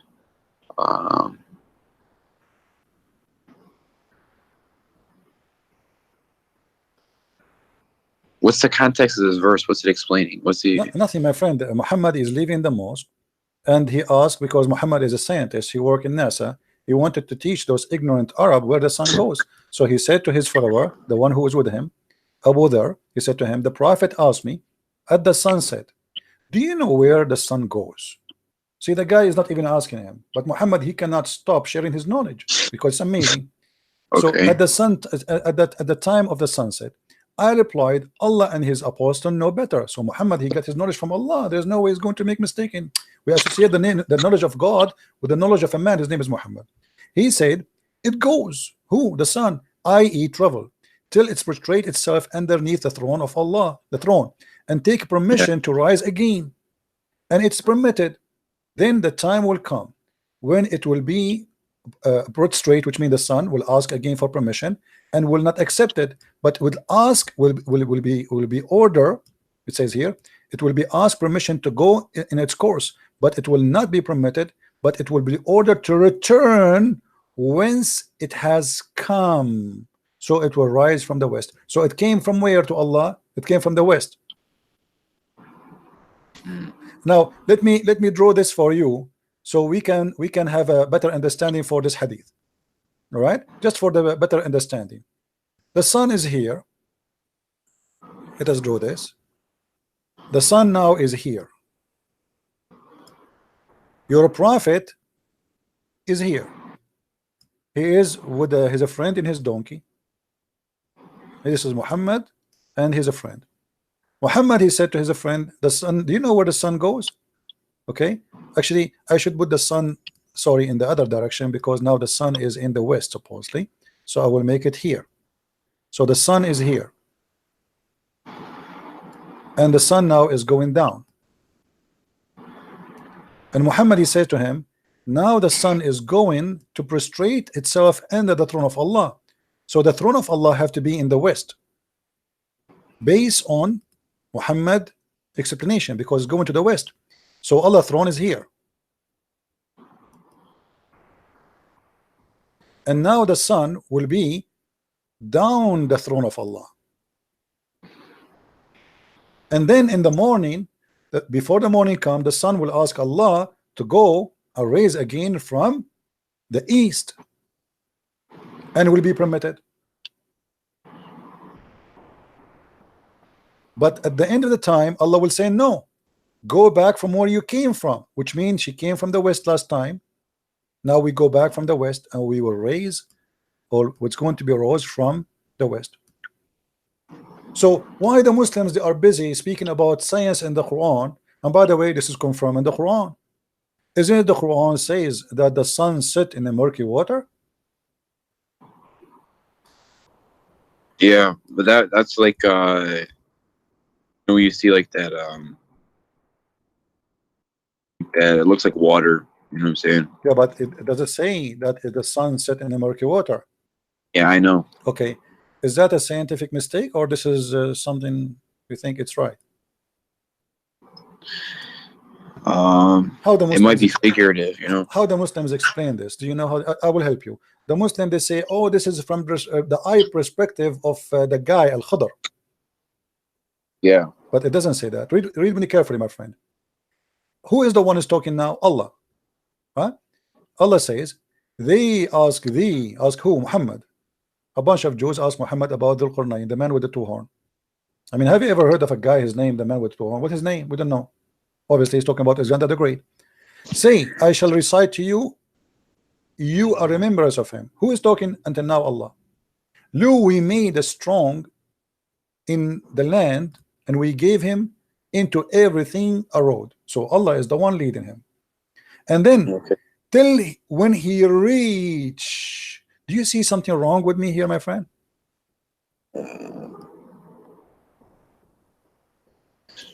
Who's talking? Okay. Allah is talking. He reached where? He reached the sitting place of the sun. Does it say that? Yeah. Okay. How you can reach that? Setting place of the sun. He found it was setting. No, before you continue, he found it sitting in murky water. But before we go, we are trying just to analyze, you know, to understand. When you say I reach the sitting place of the sun, it means it's a place, correct? Yeah. Okay, so now it's confirmed that the one is talking, speaking about what happened to this guy. It's not the guy says, I thought I reached. Allah is talking. He until what? Until he reached a point. What is that? Where the sun set. So when they try to fabricate the interpretation, they say, oh, this is from the eye perspective. It is not Allah. It's not Allah saying that. The verse is so clear. It says, until he reached the sitting place of the sun. It's a location. So the guy, he was following a road guided by Allah until he reached the sitting place. This is a place he reached. And then he found it. Not he thought, not he saw it. He found it. When you say he found it, I'm reporting a fact. Is that correct? Yeah. Okay. So now he found it sitting in the muddy water. Is that accurate? Do you believe No, the sun does not do that. Okay, so how you think this is from God? I mean, what explanations did the smarter Muslims? Okay, who is a smarter Muslim in history? The smartest? Yes, the top.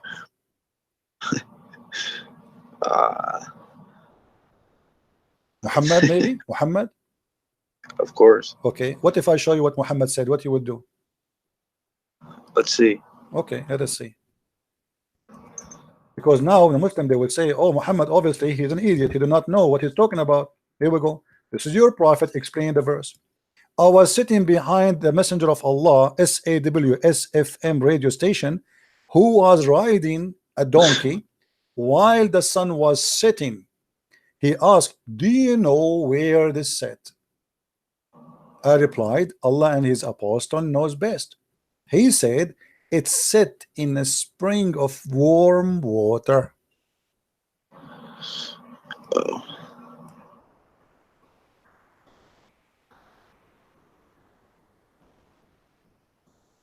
And this is the interpretation of the smartest ever Muslim.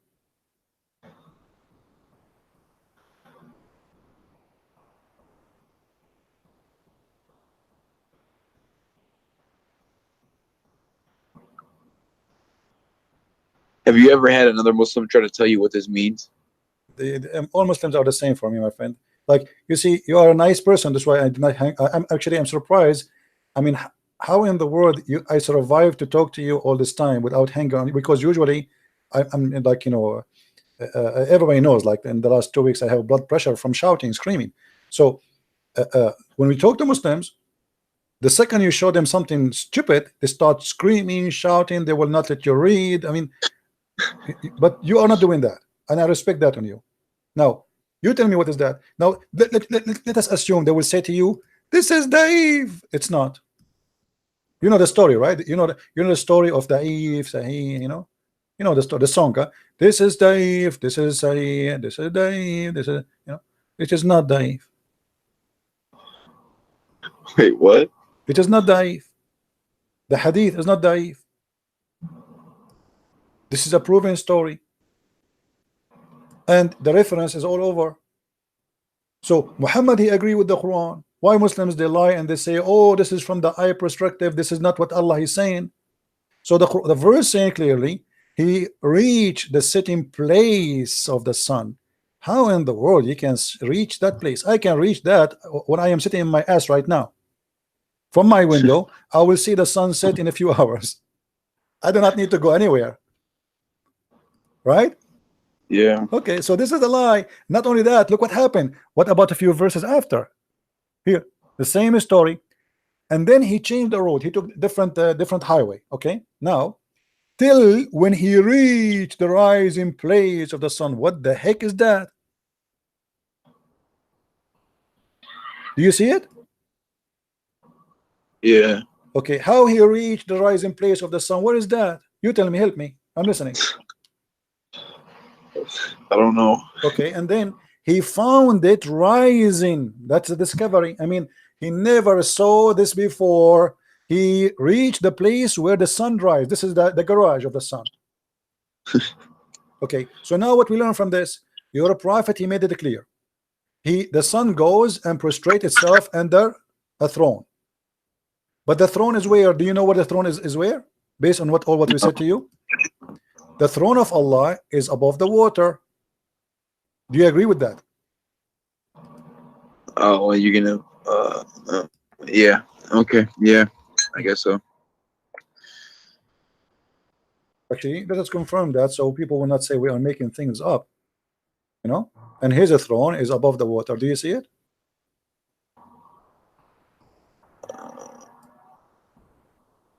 Hold on.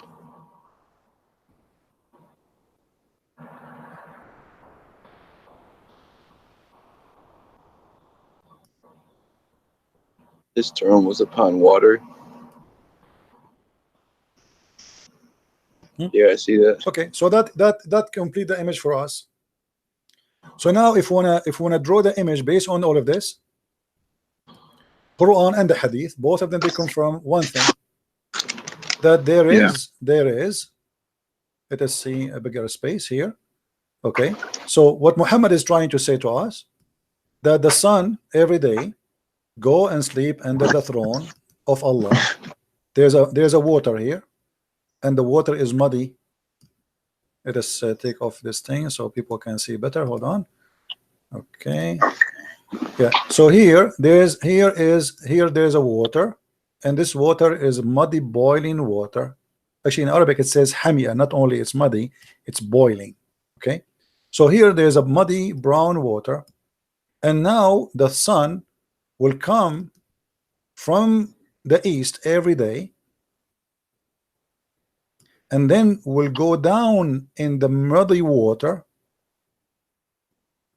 and then the throne of Allah is above, and we will make the throne of Allah blue to make you happy. This is the throne of Allah. So the sun goes every day from this point to this point, and for sure this is absolutely scientifically correct. There's a scientist, his name Yama, I do lie, Yama, from Japan, very well known. He agreed with that. You're joking, right? I don't know. I mean, Muslims, they quote for us name of scientists to prove a point which is a lie. Scientists, even we never heard of them, and even some of them, they are exist but never said what they said. So how in the world this can be the book of God, my friend? Here we go. Muhammad says Allah said, the prophet said, Allah said. Okay, how he is a prophet of Allah and this Allah is funny?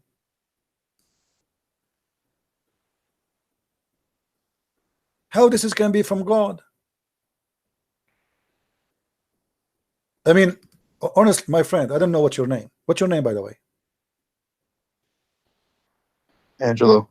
Okay, how in the world do you want to stay as a Muslim?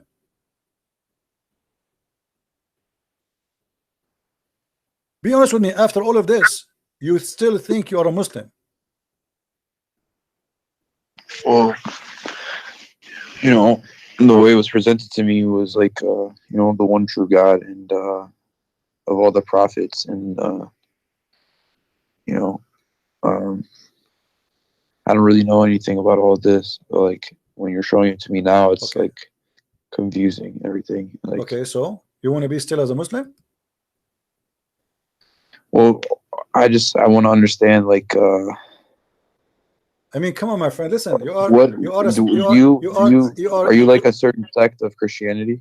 Hold on, I'm not. I don't follow a sect. I follow Christ. I don't follow a sect. Why am I follow a sect? You're not like, you're not Catholic. I don't care about all those names. I care for following my Lord, my friend.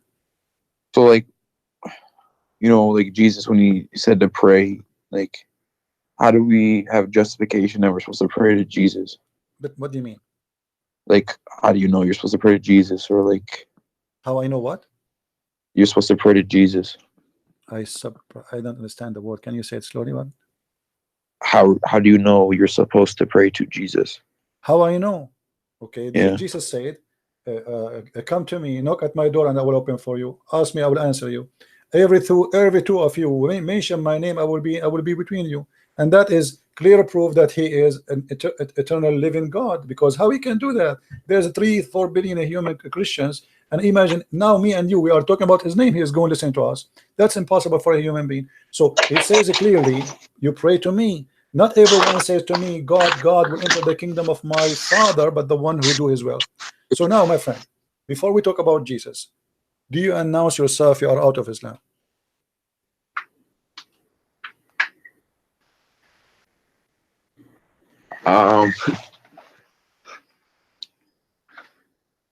That would be kind of a big thing here.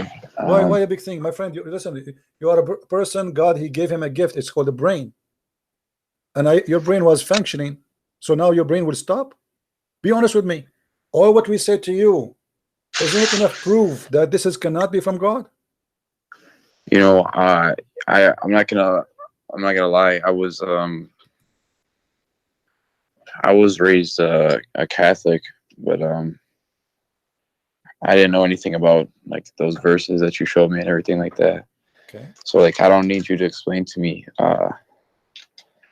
like anything about like the crucifixion or anything. I understand that, but like, what drew me towards Islam was like, you know, in Catholicism, there's like, you know, you have the rosary and you have things like that. My friend So Muhammad, he have a rosary. Who said he don't? Look what the rosary of Muhammad. You see the problem. With my respect to you, I'm not insulting by the way. You see, I am ignorant in English. Nothing wrong with that, right? I mean, all of us, we have some ignorance somehow. I can say a word. Sometimes I say it funny. People laugh at me, but that will not be a problem, you know. But here we talk about God, which we cannot be ignorant about God. Muhammad, he took the rosary too from the Christians. He said to you, if you say the word of Allah 33 times, you go to heaven, Allah forgive your sin. And then he says the name of his God is 99, which is the rosary. 3 stones plus 3, 30, 33 is the age of Jesus. If you look at the rosary, have three stones, and then have 30 stones. That is the age. That is the age of Jesus. And notice what Islam is about. I'm not. You see, once I sat with the sheikh, long beard. I mean, this guy. Look, I did not shave his beard for maybe 15 years. He is an old. I respected this guy. He is look very decent, and he have a rosary in his hand. And I sat next to him. You know, we were visiting like a castle, and I said to him, "Assalamu alaikum, uncle." He said, "Wa alaikum assalam." He said, "What is this rosary with you?" He said, "To praise Allah." I said, "Where do you get this from?" He said, "What do you mean?" He said, "Like you Muslims, where do you get this rosary from?" He said, "I don't know. We do. I took it from grandfather. All of us, we do that." I said, "Isn't it Jesus? He has the age of 33 years in earth." He said, "Yes." "Isn't it Jesus? He spoke that according to Christians, the Father, the Son, the Holy Spirit." He said, "Yes." I said, "Count the words. Count the stones. The Father, the Son, the Holy Spirit, and then the 33 years of the age of Jesus. That is your rosary. You are praying, you are copying from the Christians without knowing. And this is the same as Muslims. Muhammad is nothing but a thief. Everything he have is a theft. The story of Alexander the Great, the sunset in murky water, is a story written by a Syrian person, Syrian, not Assyrian, Syrian person who wrote a fictional story about Zulqarnain. The story of the cave is a story written, a fictional story written by a Syrian bishop, Aramaic bishop, about how the Christians are humiliated and later will be victorious. Muhammad took it, put it in the Quran. Everything Muhammad he have is a theft. So my friend, I want you to be honest with me. Today, this moment is a moment of salvation. I'm asking you, are you brave enough to say the truth, that there's no way that this is from God? Well, I know that what you showed me, like about the sun and everything like that stuff's not true. Okay, if only one thing in the Quran not from God, that's mean the Quran is not from God. What about satanic verses? What about nobody have authority over my followers? What about Muhammad being bewitched?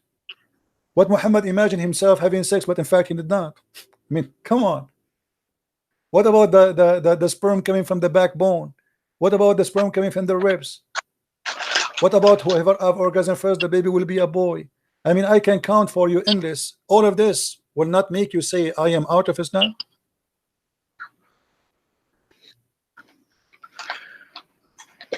I don't know what else, what path would I go down if it's not Islam, just like My friend, this is not an excuse. Let me ask you. Let me do. Let us say Christianity is false, Islam is false, Judaism is false. That is not. No, I know it's either Islam or Christianity. No, I am saying to you, I'm giving you an example.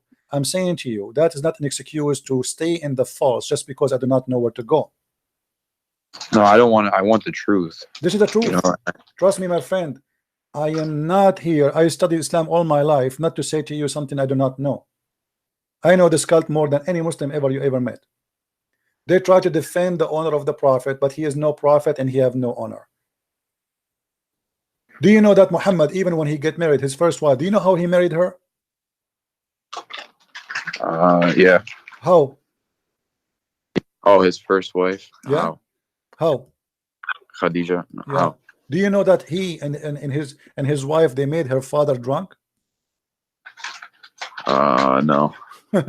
Have you? What do you think if your daughter and her future husband make you drunk, and then when you wake up, she claimed that you married her to this guy? What do you say about such a girl? Okay, CP, you showed me enough, but I just want to know this. So, like, a lot of Christians, they don't even pray, and they just say, like, oh, because Jesus died, now I don't really have to do anything. No, my friend, this is not true. That's not true.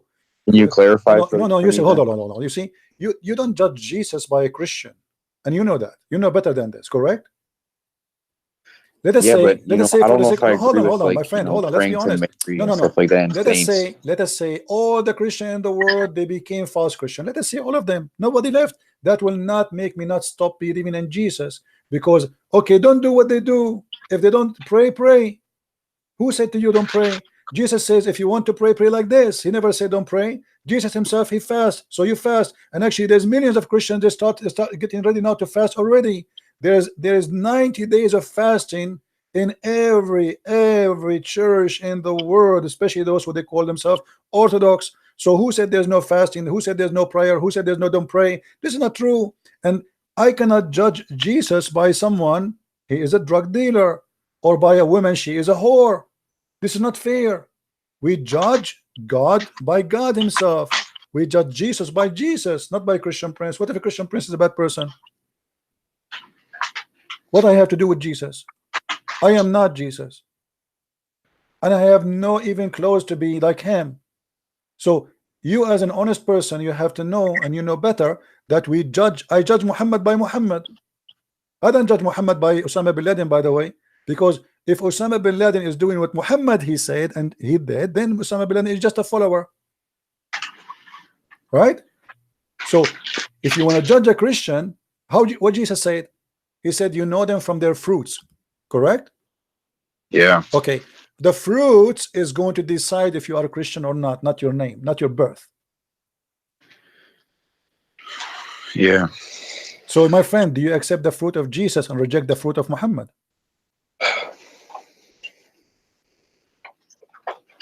Um.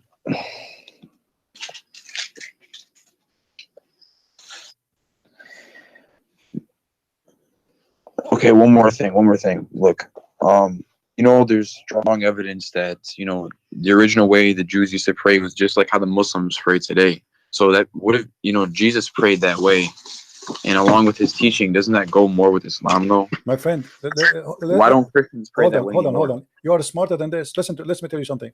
If I now create a cult and I copy how the Jews they pray, does that make me a religion?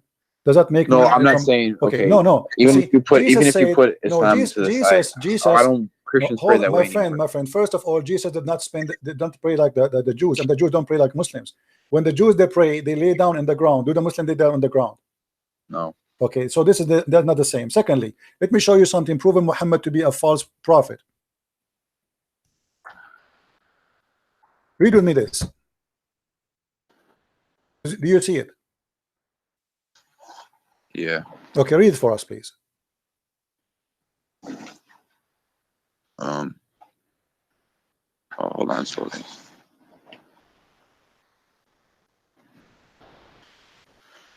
The messenger of Allah used to stand up for a funeral until the corpse was placed in the grave.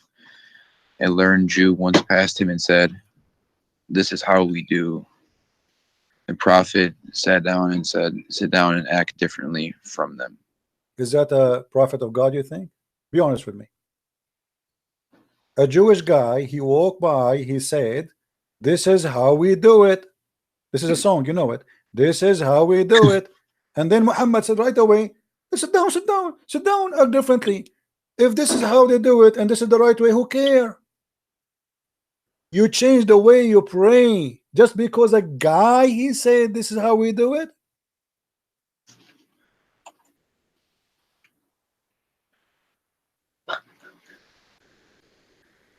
What do you think? Obviously this guy is a liar, because if this is the way to do it and this is how God taught him to do it, then why in the world want to change it? So what? Isn't it the Muslim they say that we have the same God and so it's normal to pray the same together, the same prayer? No, Muhammad, you don't like that. Muhammad in a second he changed the way the prayer is, just because a guy walked by and he is a rabbi, and it says here, read carefully with me. And when a learned Jew is a rabbi. Yeah. Okay, so because of a rabbi, imagine to me I am a Christian and I'm Yeah. praying as Jesus said to me to pray, and then a Jewish guy he says to me, this is how we do it. I say, oh, I'm not going to do it like this no more, because this is how they do it. Obviously they get me busted. I am copying them. This is why he ordered them to change immediately, because he felt guilty. Obviously, the Jew, according to Muhammad, how this is how he feel it. The Jew, he got me busted. I'm copying them. This is why he changed it. He changed it right when the guy came In back. a second. It did not. The guy did not even pass. I mean, the angel did not come to him say, "Hey, hello, okay, do it differently." In a second. Who are you to change it? So that's mean the way he was praying all this time was wrong.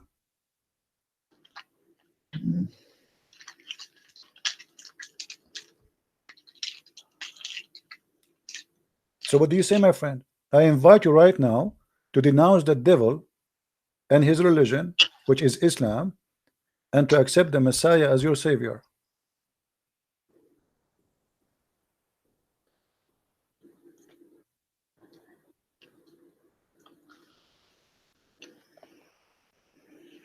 What else are you unsure about?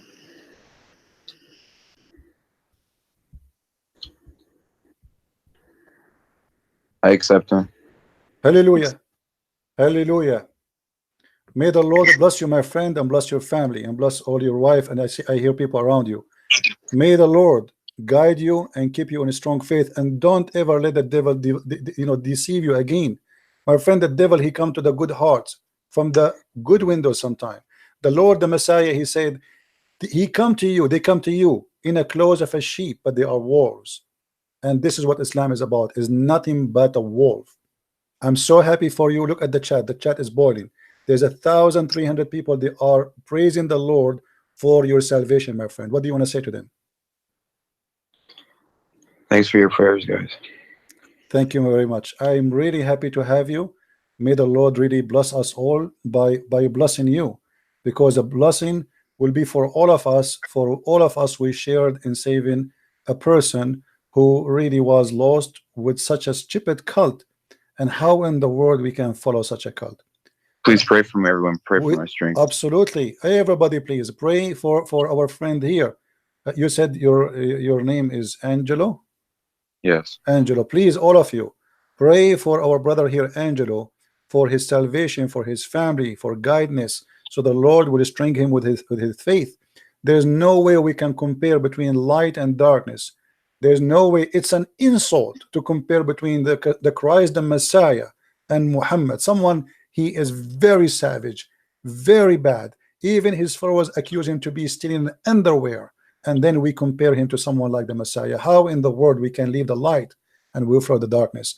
Jesus says, I am the light, I am the truth, I am the beginning, I am the end, I am who I am. God said to Moses, I am. So my friend, you are with the Lord who nobody can defeat. And if the Lord is with me, who could be against me? Happy for you, Angelo. Thank you, my brother. Thank you. Anything else, my friend? No, that's it. I'll message you on Skype if I have anything else. But thank you so much. You are welcome. And say I apologize if I say anything that was harsh, and say hi to your wife if she is your wife there. I heard somebody speaking to you. Yeah. Hi. She said. Okay. All right. Well, happy for all the family there. I'm sure she is happy too. Yes, Yeah. she is. She's All happy. right. Glory to the Lord. Glory to the Lord. Thank you, my friend. Thank you. Take care. Okay, thank you. Bye-bye. Take care. All right. I'm into that.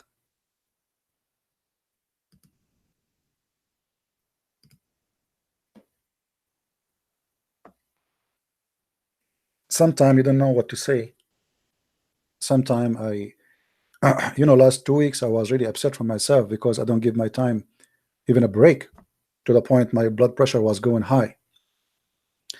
But when you see a result like this, all the pain, all the illness, all the headache you have, it is gone.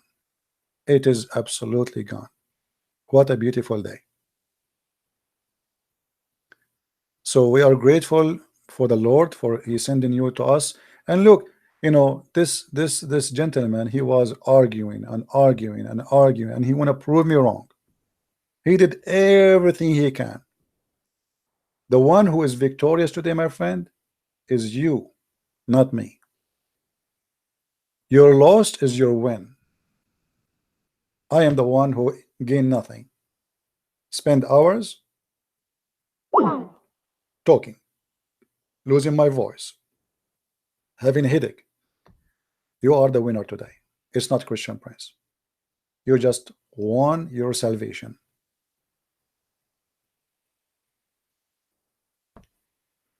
This is why we say to the Muslims, we don't hate you, my friend. We don't hate you, but we hate to see you go into hell. We hate to see you following a satanic man. We hate to see that.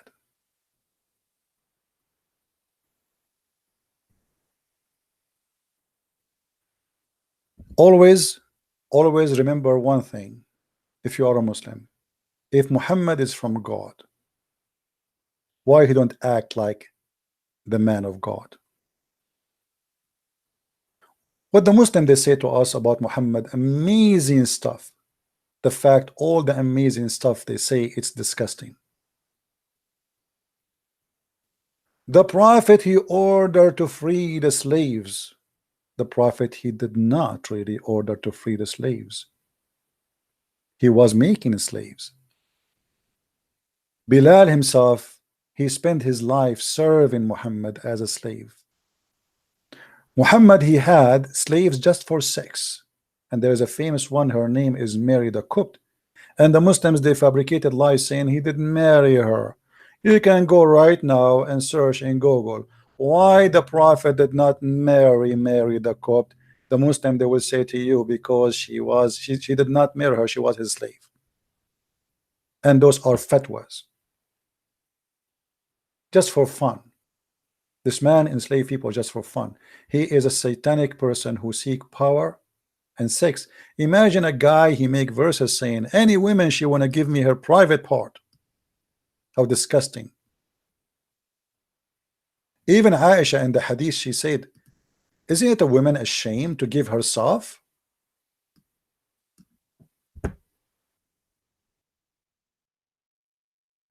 Aren't you ashamed of yourself?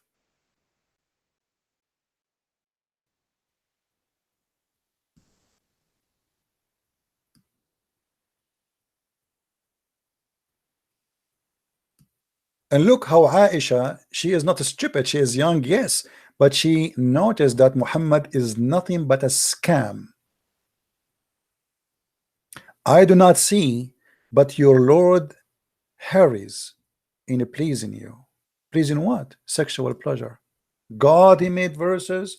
Any woman she want to give herself to the Prophet, what that would do to Islam? Why God Almighty, the one who created the universe? Do you know how big the universe?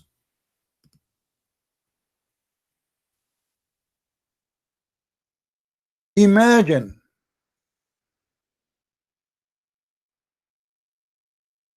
God who created the universe. He make verses and chapters about how we can satisfy the sexual desire of a man. His name is Muhammad. God saying any woman she want to give herself to the Prophet so the Prophet can have fun. But the Prophet, he have many wives already. He is not like a Christian prince who is single. I mean, what that will do to Islam? What does have to do with God? How that can be from God?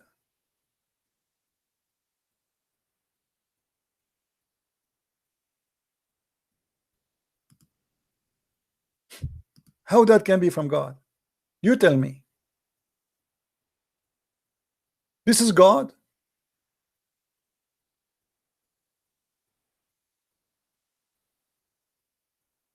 And you know the funny that the Muslims, they try to flood us with statements like the Quran. Who can you make Quran like this? I know I cannot, to be honest with you. I cannot. Anyone remember which verses in the Quran it says you can eat in your houses? Let us see how many of you remember. How many of you remember the verses saying you can eat in your houses?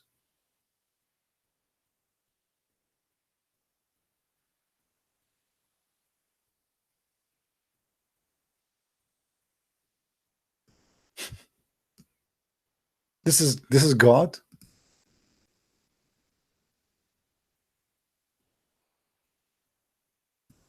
God, he went to think hard, and he decided to tell us where and how you can eat in your house. I mean, come on. I mean, if God is not God, how in the world he come with such a knowledge that we can eat in our house? Thank you. I really thank you. This is amazing wisdom. And not only that, if your leg is broken, you can eat in your house. If you are blind, you can eat in your house. I mean, before that, we do not know this. This is God. This is wisdom. Who can make Quran like this? No blame is there upon the blind, nor blame upon the lame, nor any blame upon the sick, nor yourself. I mean, when you hear this, you think we're going to talk about going to nuclear weapon attack or something, and suddenly it says, if you eat in your houses. What? What?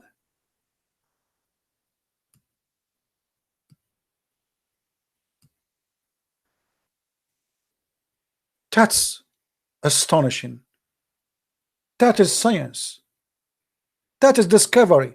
This God, he spent centuries thinking about how to make this verse.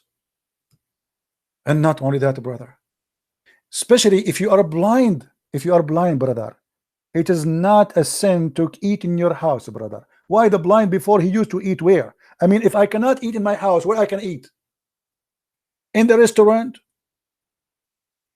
Where before Islam people used to eat?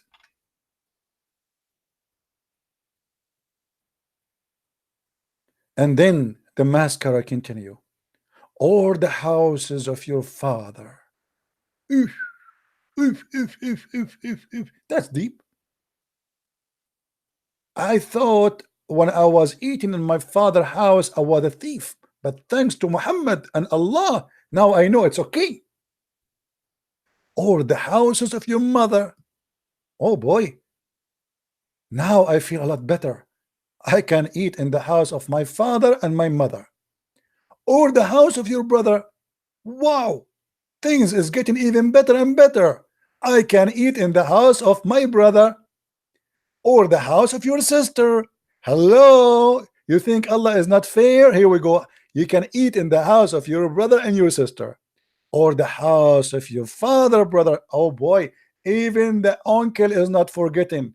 Are you going to continue? What about you say the auntie? And then yeah, he said, actually read it. Or the house of your father, sister. Like what the heck? Or the house of your mother's brothers. What? This God, he looked like my grandma drinking coffee with her old lady friend. My friend, did you know what happened to this girl? She is going to divorce.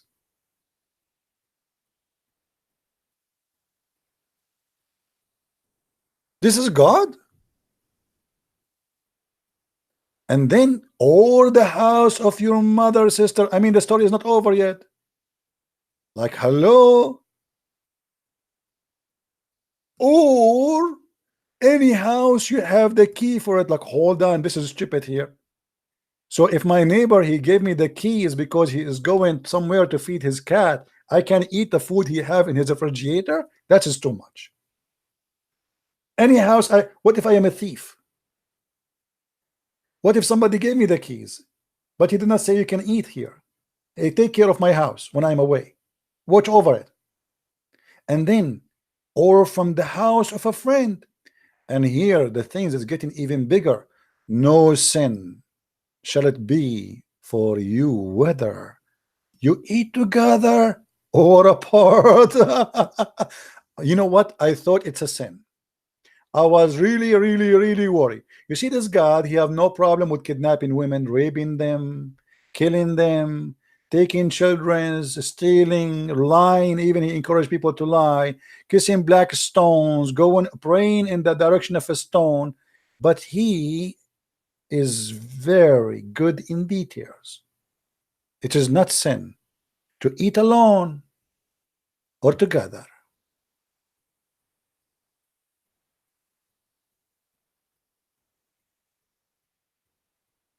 What more you want? We have a Muslim, I guess, trying to call me. Hello? Hello? Yes.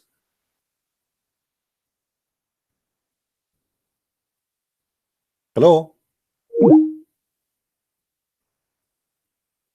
This guy, he drive me crazy in the text. He want to talk to me. He want to talk to me.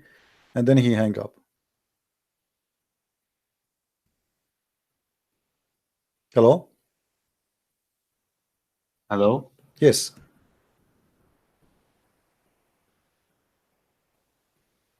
Go ahead. We hear you. You're Hello? live. Hello? Oh, okay, I can hear you. All right. What do you want to say to us? Well, I cannot hear you through Skype. I only hear you through YouTube. Oh, how come? My microphone is working here. Yeah, so Okay. What do you want? How I can help you? I have no idea. You are a Muslim, right?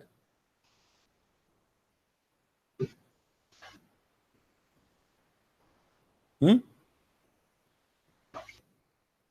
Yeah, 1 second, because I only hear you through YouTube, so I hear myself double, so Okay, it's quite annoying. Mute YouTube. So Mute YouTube.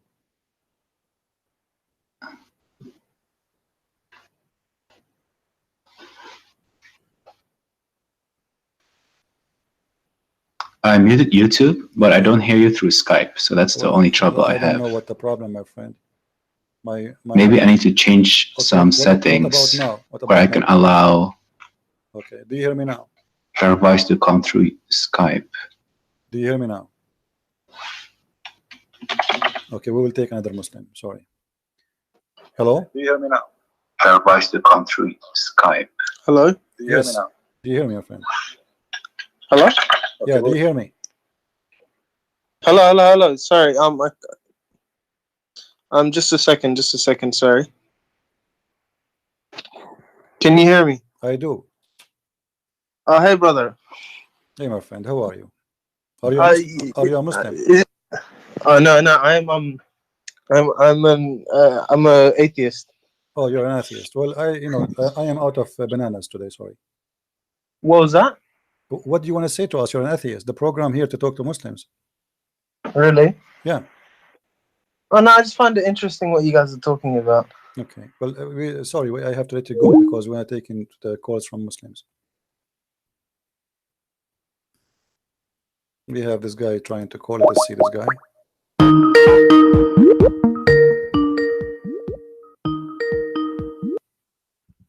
Hello. Yes, Abdul. How are you? Yes. Do you remember me? Sure, I remember you. You are the funny guy.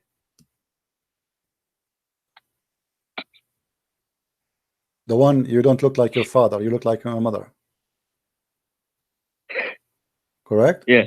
Yeah. Yeah. So what do you think about that? Did you think about it? That's why your prophet says that you don't look like your father. You look like your brother if you have sex and you have orgasm first. Yeah. Okay. What the conclusion come to your mind? Yeah. You say Islam is false, right? I'm asking you about the same topic we asked about, and you did not answer me until now. Why you did not Okay. talk about it? Why your prophet, he says the one who come first will control the look of the baby? Is that true, or this is stupid? You claim something else. Well, I mean, we go the same topic we are talking about. Until now, you did not answer me. Why do I talk about it? Because I want to talk about chapter 86. No problem. Why you don't answer 6. this one first? Chapter 86, verse number what? 6? Yes. Okay. Show me where it says sperm. Show me where it says sperm. Yes, show me. Well, your prophet here explained the hadith. Show me where it says sperm. So if show me where it says sperm. Okay. Okay. So let us see what it says sperm. Do you want to see? Yeah. Okay. Can you see my YouTube? Yeah. All right. No, Quran. Show me where it says sperm. Yeah, we will show you Quran too. Okay. So you are saying this one does not talk about sperm, right? No. Okay. So the gushing fluid is what? It's ejaculation. So it's ejaculation. So what is the ejaculation? Muhammad says that we are in the father's loins. So that what is we the are ejaculation? So in the what father's loins. is the ejaculation? What is that? You said it's Yeah, not a yeah, sperm. yeah.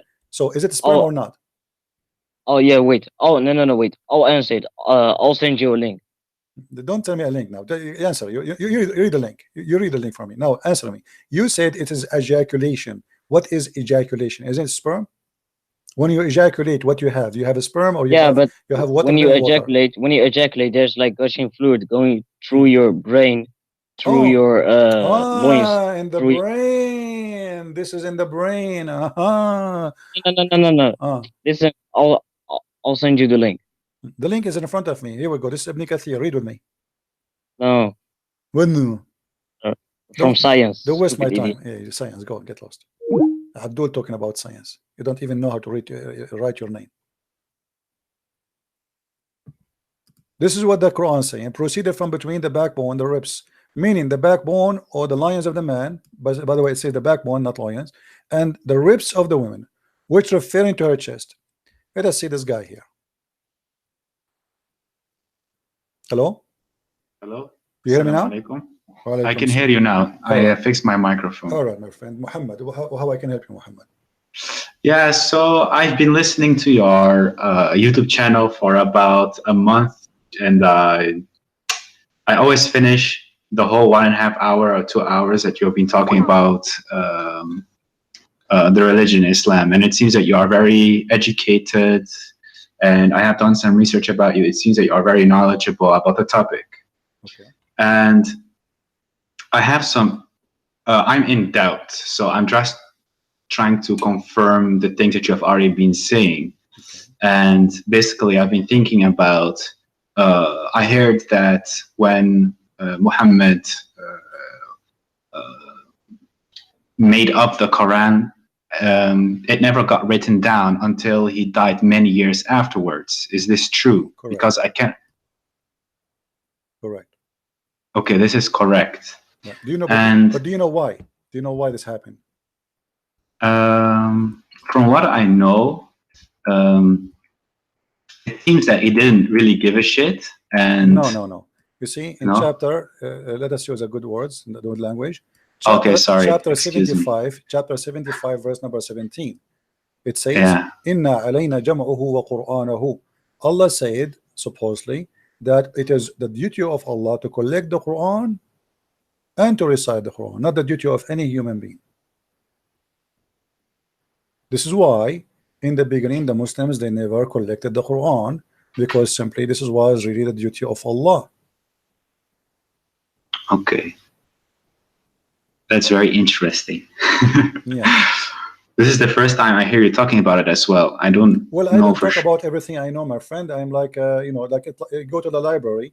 Unless you touch the book, you open it, you don't see what is inside, right? So you mention a topic, so we go there. So now, here, you notice here, that Muhammad is claiming that the one who collect the Quran, it should be Allah. But this is proof Islam to be false, because never the Quran collected by Allah. Okay. Yeah, I've been trying to reach as much hadith and Quran since I've been listening to you, because every single time I hear you talk, I read the chapter you're giving us, and I'm just like blown away, because right now I'm nearing my 27th birthday, and my whole family is religious, and I don't know anything except Islam. And as I got older and I got more exposed to the internet, and as you said it, you walked for I don't know how many hours to a library to just read a book. When I came, when the internet became very available to me and I started researching my own religion, I felt that this is strange. It's very strange. So I'm just trying to collect as much evidence for myself to make sure that. How long you are listening to me today? I listened to you since the beginning of the broadcast. So you saw what happened with this gentleman before you, right? Yeah, Angelo. Okay, what do you think? Let us say if I am speaking to you, not him, from the beginning. What do you think? What is your decision will be after all of this?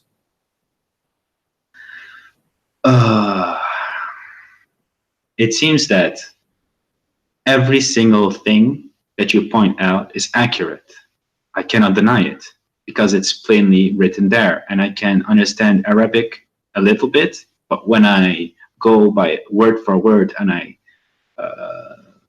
read what's there, it says just exactly how you say it. Some things get lost in translation. It almost seems that somebody is trying to cover up someone's behind because there are a lot of mistakes. So what that will lead you, my friend? You are, you are a smart person. You are watching. You are seeing. I never said something without showing proof. Correct? Yes. And all is from yes. Islamic website, Islamic translation, Islamic print, Islamic reference. Nothing. I don't use the Bible to prove anything.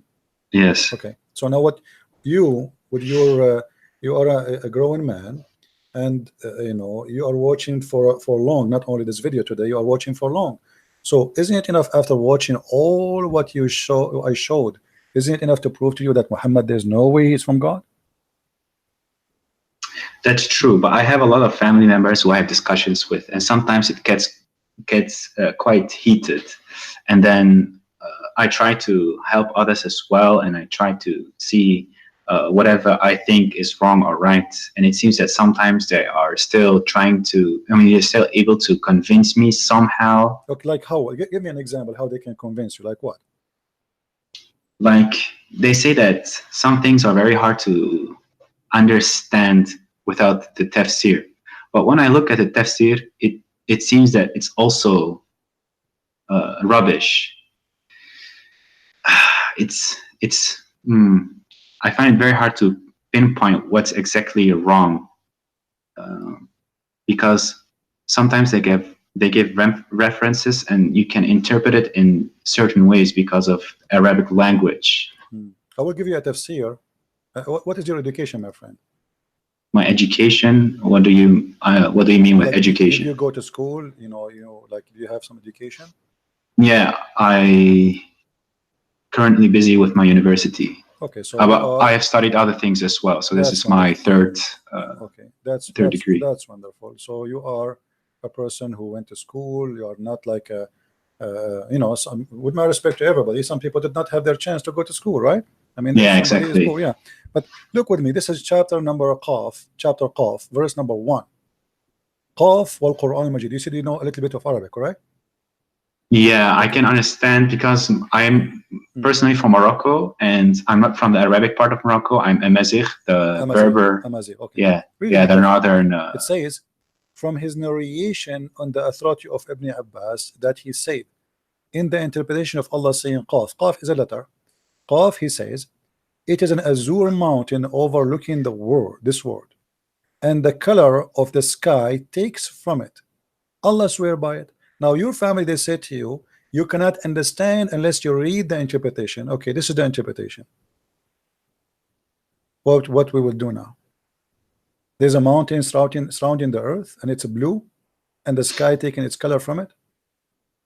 Yeah, this is strange. Exactly how you point out many things. This is also what I stumble upon, and I notice that it's very incorrect and it makes no sense. I don't know what I need to do with this kind of piece of information that somebody spent so much time making this up. Very confusing. And there is no reason for somebody as a Muslim to lie about his religion, right? I mean, those are scholars, those are not Christians, right? Yeah, and exactly. Yeah. So if we go and have you ever heard of a scholar? His name is Ibn Kathir. Yeah, Ibn Kathir, I know him. Yeah. Okay, who is Ibn Kathir? Muslim, they say, some of them, they say that Ibn Kathir is a very big scholar, but you will notice that the Muslims, when they want, they like Ibn Kathir. When they want, they don't want Ibn Kathir. Have you ever heard of a chapter? It's called Al-Qalam. Not sure. Maybe I know the what's written inside, but not necessarily the chapter name. Let me show you the verses. Chapter 68, verse number 1. Have you ever read this verse? I probably have read it, but sometimes, also when I was younger, I was reading Quran the whole time, but Arabic's not my primary language. Okay. So I read it without knowing what it actually says. Okay. Well, if we go, let us see if we can get the interpretation for it in English. This is a chapter 68, verse number 1. Let us go here.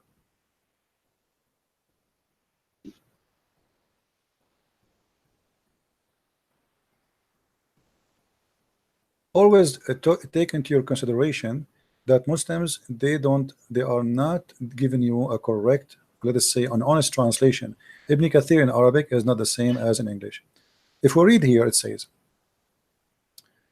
by the pen, apparent, meaning that he's referring to the actual pen that used to write. But here there's a verse before it says, Qaf, and the similar to them from the individual letters that appear in the beginning of the Quran chapters. This has been discussed in length previously, and there's no need to repeat. When you see the translator, they say that it's mean he is hiding something. Let me show you what he is hiding. This is Ibn Kathir in Arabic.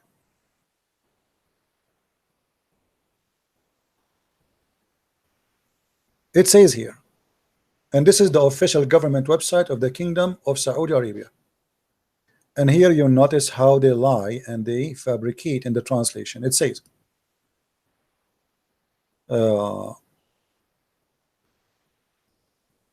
نون هو حوت عظيم على تيار الماء العظيم المحيط. Do you understand what I'm saying, or you don't?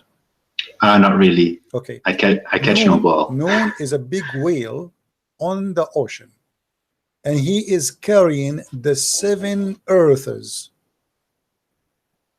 as the Imam Abu Ja'far ibn Jurayj, he said, ibn Jarir. And then he continued, says, Allah, he created Noon, and he made the steam go up, and then from there he opened a hole in the sky, and he made the earth flat, and all of this in the top of the whale Noon. And then Noon, he start moving, so the earth start moving and shaking. So Allah, he decided to put mountains in the top of the earth, so the earth will not move. Where we can find that in the English translation? It's gone. Period. Yeah, I also experienced this. You are completely right. Yeah, and here let me show you. If we go to the chapter Moon, the same chapter we are talking about, okay, which is 68:1. If we go here,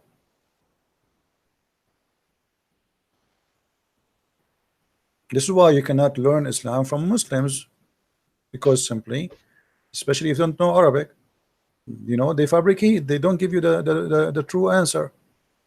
Read carefully with me. This is Ibn Abbas. Your family, they say to you, you will understand the Quran only if you read the interpretation, right? Yeah, exactly. And let us read together.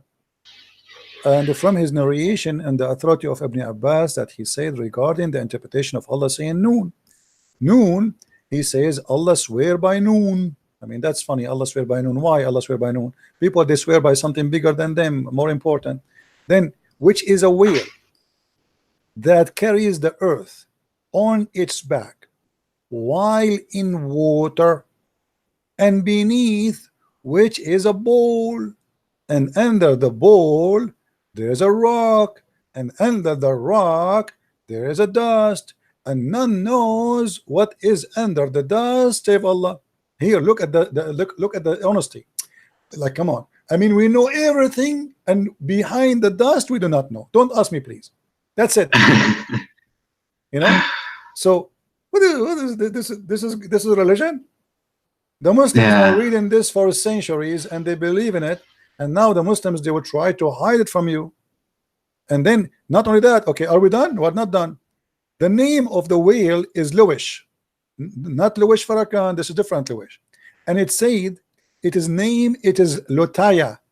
The name of the bull is Bahamut, and some they say it is Talahut or Liwana. I mean, look how many names already. I mean, they are not sure.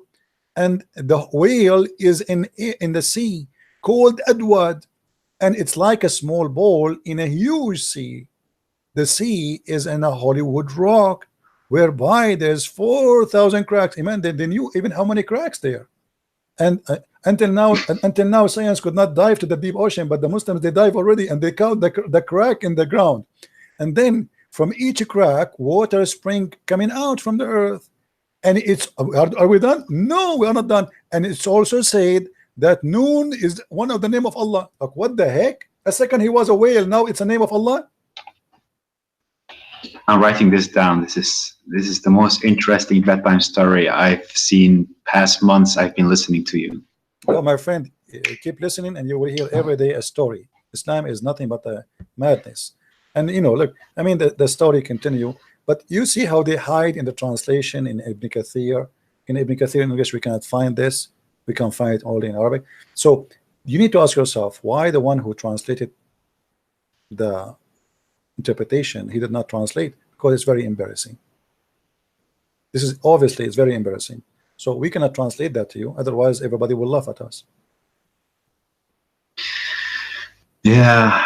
Oh my God, man, this is like a whole new level of stupidity.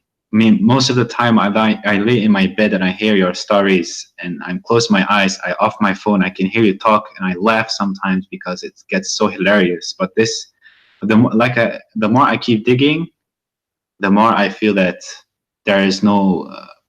So my friend, you just called Islam stupidity. So why you don't say I am out of Islam? Yeah, I think I just needed this confirmation. Okay, so I think I don't feel Muslim at all. So can you say I am out of Islam? Yeah, I can say it. I'm out of Islam, that's definitely. Beautiful, my friend. That's beautiful. I'm so happy for you. Very happy for you. Thank you. Now I want to ask you a question. What do you think about Christianity? I mean, I studied a lot of science during school, and I have my own questions regarding God. I don't know if there's a God. I don't know if there's not. I'm not decided. I'm not atheist or whatsoever. Okay. But there are so many religions. So to me, it feels like, did somebody create our universe, and so on and so on. I just don't know the answer, and I'm searching for an answer. Sometimes I feel that I have no connection to God. Sometimes I feel there's a higher power.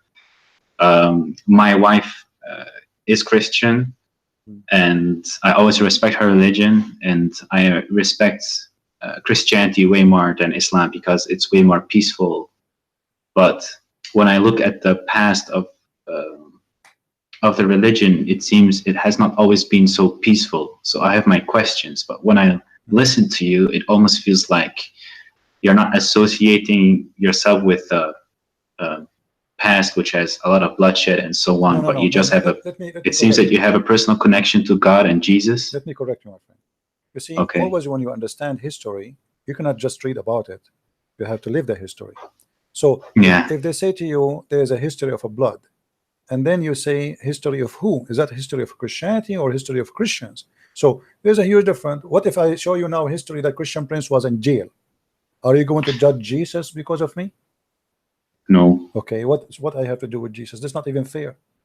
I don't judge Islam because somebody he is a criminal. I judge Islam by the founder of Islam, by Muhammad. Nobody can say Muhammad was a bad Muslim, right? So I mean, if you say he's not a Muslim, that would be funny, right? Yeah, but he was quite a bad person. Okay, but he's a bad person, no problem. But you know, but the question is, you cannot, you know, I'm not judging Islam because a guy, his name is Osama bin Laden. I'm judging Islam by what Muhammad did.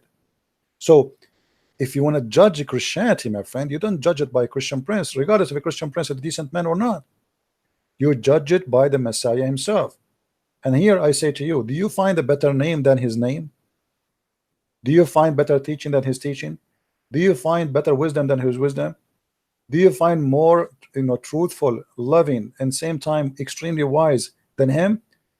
So as long as you go to school, let us practice one sentence of Jesus. He said, love your enemy. What do you say about this sentence? Sounds quite nice. I find it very hard myself to hate somebody because it's so bad. It feels so wrong. Yeah, but and you always listen, yeah. He's your enemy. He is your enemy. He's already your enemy, and he says you love your enemy. And look what that will do. If every single human being practice one sentence of Christ's teaching, you say that Christianity is religion. Christianity is not religion. It is not. Christianity is a belief in the mighty God. It's not a religion. You love your enemy, and I love your enemy, my enemy, and every one of us in this earth love the enemy. There's no enemy left. The earth became heaven. So the message of Jesus to us is to live in heaven right now, not even tomorrow. Yes, there is heaven to come, but if you believe in Jesus, you can be in heaven. Because when you love your enemy, and all of us, we love our enemies, we do not need a police, we do not need an army, we do not need, because everybody became a loving person. A loving person will not steal, a loving person will not kill, a loving person will not rape, a loving person will not allow somebody to die hungry in the street, he will not be greedy. Just one sentence of the teaching of Christ can beat all the wisdom and the wise man in the world. One sentence can solve the problem of all mankind. And this is why, my friend, I believe that he is the Almighty God, for nobody can be wise as he is. Is there something I can like read up about on Jesus and God? Because I would like to know more. Read the four gospel, my friend, the four gospel. But as I said to you, I mean, Yeah. one sentence for me is a gospel. Just one sentence. Because that sentence can solve all our problems. All the evil we have is based because we don't, when you love your enemy, that's mean you love everybody. That's it. There's nobody, there's no limit. Human being have a problem that he love himself, but he don't love people. Even if somebody love a family because they provide him something, like I don't want to be lonely, so I love my children. Maybe I don't want to be lonely, so I love my wife. But you will see the Messiah, he come to us with extreme love, exceeding the limit and the mind of a human mindset. Love your enemy. So we live in our world with love, and then love will come back to me. Because if I love everybody, then everybody love everybody, which means including me. I'm a winner. You know what I mean? Yes, I understand. But then on the other side, I have some atheists saying things like, "But how can a God be so powerful? How can he make a stone bigger than himself that he cannot even carry? And if he cannot, then he's not the strongest," and so on. You see, this is because of their ignorance. Because Jesus, when he carried the cross, Jesus, he come to us as a normal human being, as a man. But in the same time, isn't it the Bible says that Jesus, he was controlling the nature. Jesus, he healed the blind. Jesus, he resurrected people from death. So they remember only that thing he cannot carry. So why so what? He is coming in the form of a human being. As simple as that. The flesh of a human being. He did not come as a what they want, Batman. If Batman exists, that is God. I mean, so he is coming in a form of a human being, yet he do what no human being can do.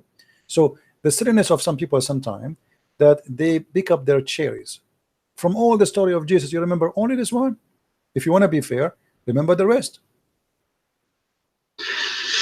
Then I have another question. I understand your point. I absolutely do. Okay. In what form does God come? From what? In what form?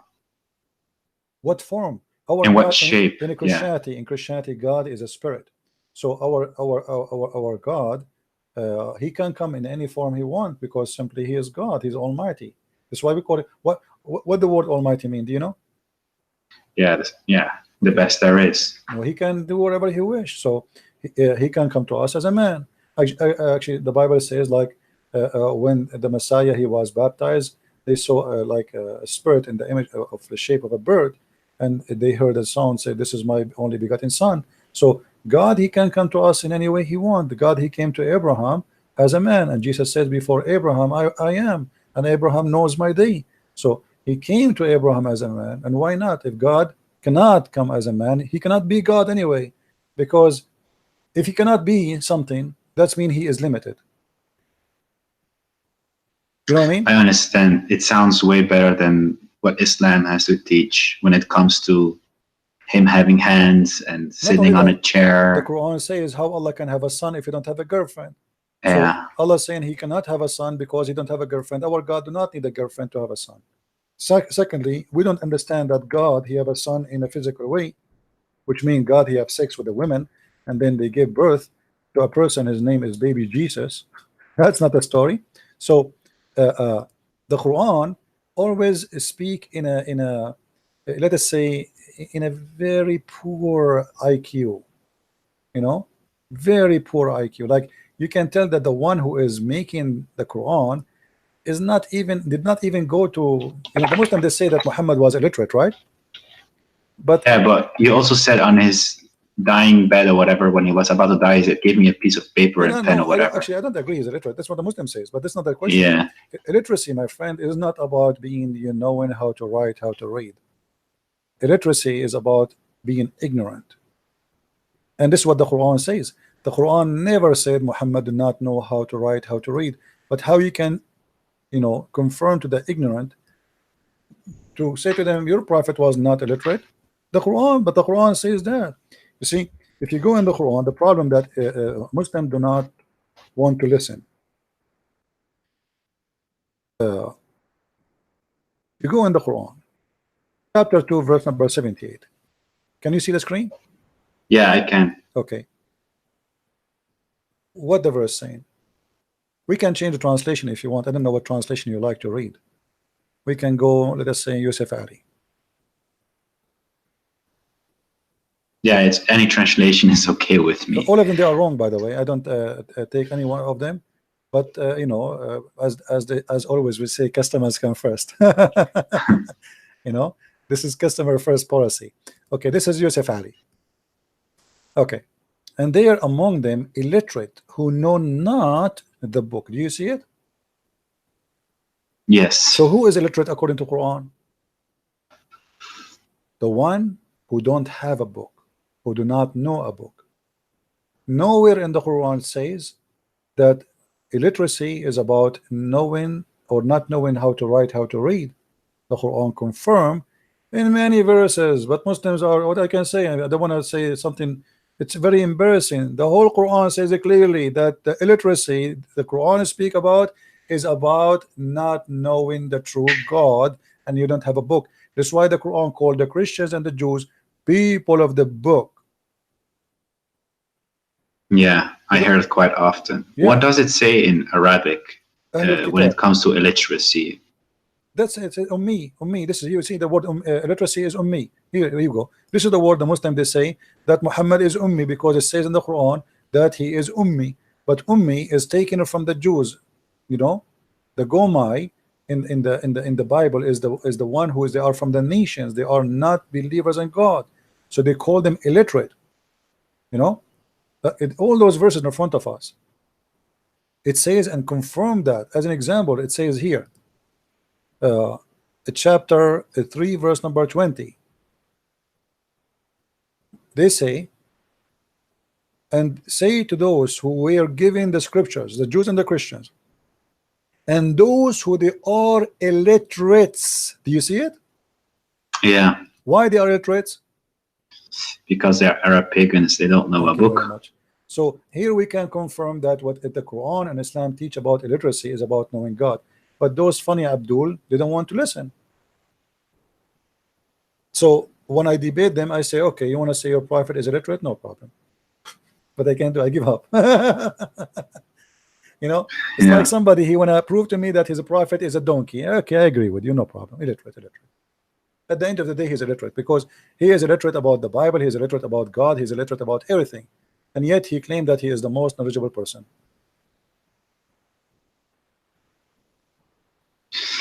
So right now I'm like 60% there. Like for 60%, I believe it, but there's still like a big piece where I find it. My friend, you already left Islam, and we are happy for you. Absolutely. So you know, trust me.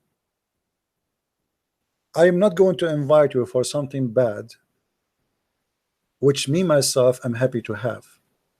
If a Christianity, if being with a Christ is something ugly, nobody is forcing me. I live in America. I am a free man. I can be an atheist in a second. Exactly. So why in the world I want to believe in him? And I think you can tell I am not a low IQ person. Yes. So why in the world I want to believe in the Messiah? And why I want to invite you to believe in him? Let me tell you something, my friend. Your name is Muhammad, right? Yeah. Okay, Muhammad. Time go fast, and nobody guarantee what is going to be tomorrow. Tomorrow might never come. Maybe to me, maybe to you. I might go to sleep, never wake up. It happened to millions of people before us. It happened every day. Do we agree? Exactly. Yeah, that's true. So what is my guarantee that even tomorrow will come? I am invite you right now to accept the Messiah. The Messiah, he said clearly, there's no salvation but by me. I am the truth. I am the resurrection.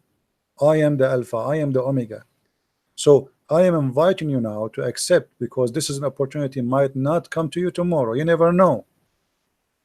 Maybe an Yeah, hour but from now, me and you, maybe we die. how about if I feel that almost to a point that I'm trying to believe, but deep inside I feel like I'm still not all the way there. So even if I would accept it, it still feels like I'm not honest, No, I don't because want you to accept if you don't believe. yeah, No, no, no. We don't do that. We don't say Shahada in Christianity. No, no. I'm not asking you to say I accept the Christ if you don't accept the Christ. You have to be honest, because even that, if you do that, still you're not saved. You're not saved. You know, yeah, you have to say it from your heart. You have to be a believer. You know, the Messiah, he said, not everyone says to me, Lord, Lord. So saying to him, Lord, will not save you, my friend, unless you believe in him and you follow him. So I am asking you to believe and to follow, not to say I accept. Saying I accept is just to announce your belief, but not just to say a statement and that will save you. I understand. I understand you completely. So that's why I don't want to do like Alright, a false conversion no, I don't where, want you to do that. oh I don't yeah, want when in about a week I might still have doubts, and then Alright, you know I will feel that I will personally feel that, okay, I was not ready yet to do it, no problem. because personally, like I said, my wife is Christian, her whole family is Christian, and they have nothing else than Christianity. I've also back in when I first was dating her like 3 years ago, I went to a church, and then it felt still very strange to me. I just wanted to experience, because I've always been very open to everything. And Alright, friend. You know, I will pray for you, and I ask everybody here in the chat, please pray to our brother here, Muhammad, so the Lord will open his eyes and will bring him to see the truth, and the truth will set him free. We pray, my friend, that the Lord will help you, will guide you, will open your eyes, and he will receive you. He said, knock at my door and I will open for you. So please, my friend, all what I'm asking you, don't say anything, just knock at his door. Say to him, Lord, I want to know you, the Messiah, the Christ, the great name, though everybody speak about you, where are you? I want to know you. Show yourself to me and tell me more about you. Let me see you, let me know you. Then I will believe. And my friend, he will answer your question, and he will answer to you. And I will be happy to have you again in my program here. Anytime you feel you have a question, you want to talk to me, you want to say I accept Christ and give us the great news, or even says I don't want to accept, you are welcome to call me. yeah, I really appreciate it. I really appreciate the prayers. I've been following the chat as well. I appreciate everybody being so nice and everything. I can really feel the warmth from the Christian community, and it's like completely different from Islam, where as soon as you have doubts, it's like kafir billah, astaghfirullah, and that kind of stuff. So I definitely appreciate all the prayers, but to a certain point, I even envy people who have beliefs, because right now I feel like I'm without any faith. And like I said, I've always been searching, because sometimes I lay in my bed and I'm thinking, what is this all for? And it makes no sense. But then I'm thinking, I can just live my life and be happy. But Right, my friend. there's always I'm happy for you. First of all, regardless what your decision. First of all, Yeah. you did the right thing today. You decide to leave Islam at least, which means now you are ready to receive the good news. Because the first thing we need to do before we can build a house is to establish, let us say, the corners of the house, the rocks of the house. And the rocks of the house cannot be built on sand. So now you got rid of the sand, and now you are seeing the rocks. So now you can build. So we prayed for you, and everybody is praying for you. And let us pray, all of us together, that soon the Lord, He will bring you, and He will make you, and He will help you to build your house. A house with your beautiful family, beautiful wife, children, to be all of you enjoying the word and the teaching of Christ. And you will see how amazing that life will be. Actually, there is something I did not share with anyone. All of you, I was, for the last week, having very hard time, blood pressure. Even I bought blood pressure to see what's wrong happening with me.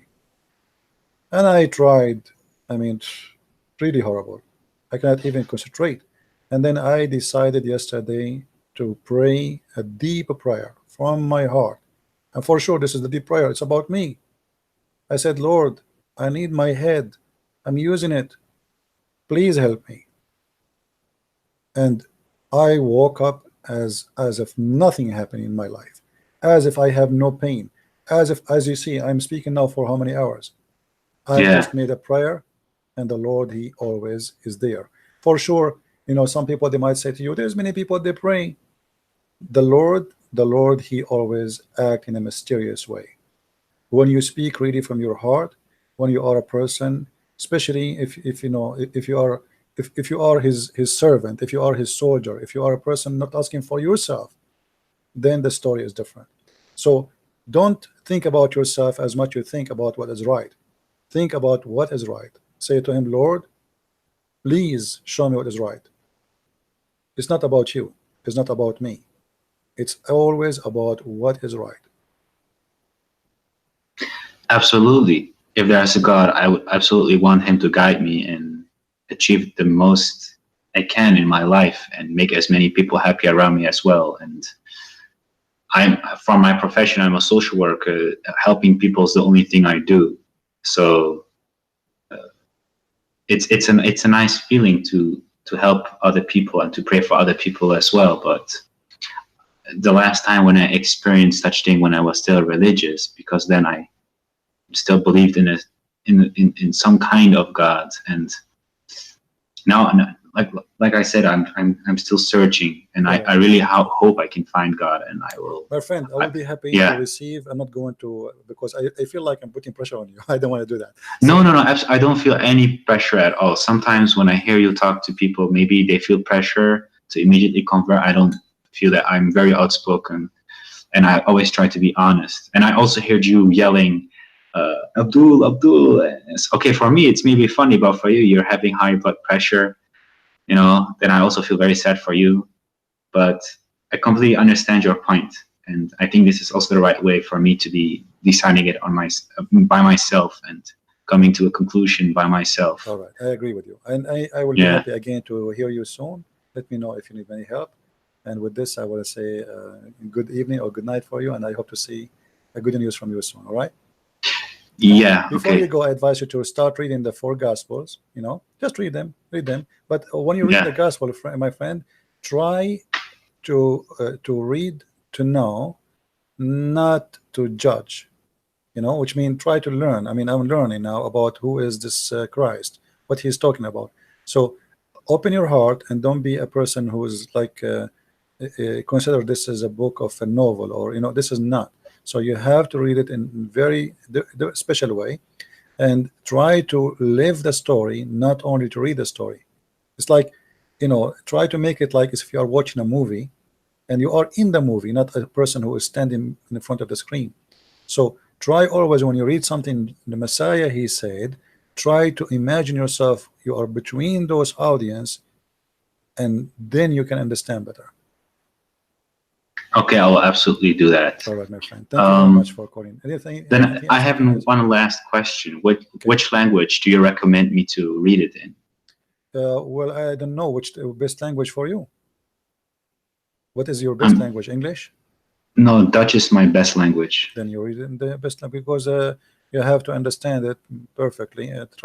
Always translation, by the way, is going to give some limitation, but with with the help of the Lord, will be good. Is it possible to find it in the original scripts?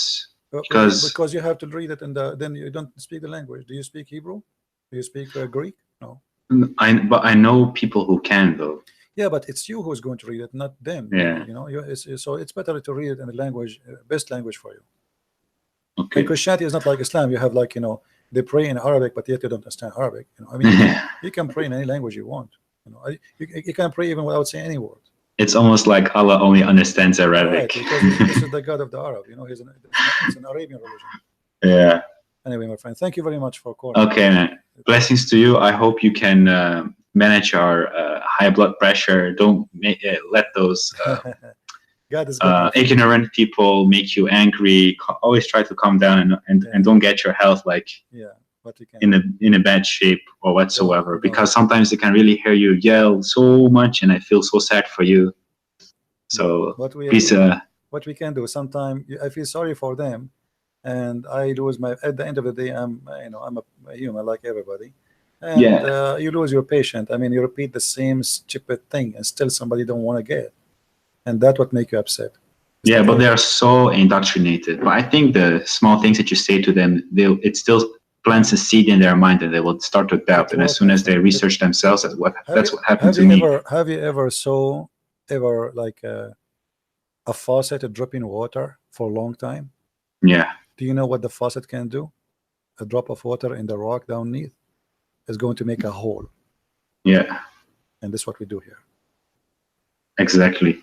Thank you. That's why I also try to do the same thing what you do to other people around me now that are also still Muslim, because I still see too many Muslim people do crazy things just because of their religion, even though they live in Western Europe and they believe in a faith which is not compatible with the life they're leading here right now, because of the riba and all the crazy things, the hijab, people missing job opportunities just because they have to wear the hijab, parents hitting their children. I've seen everything myself. I've seen the bad side of Islam because I've lived it for so long, and it's really horrible to see it.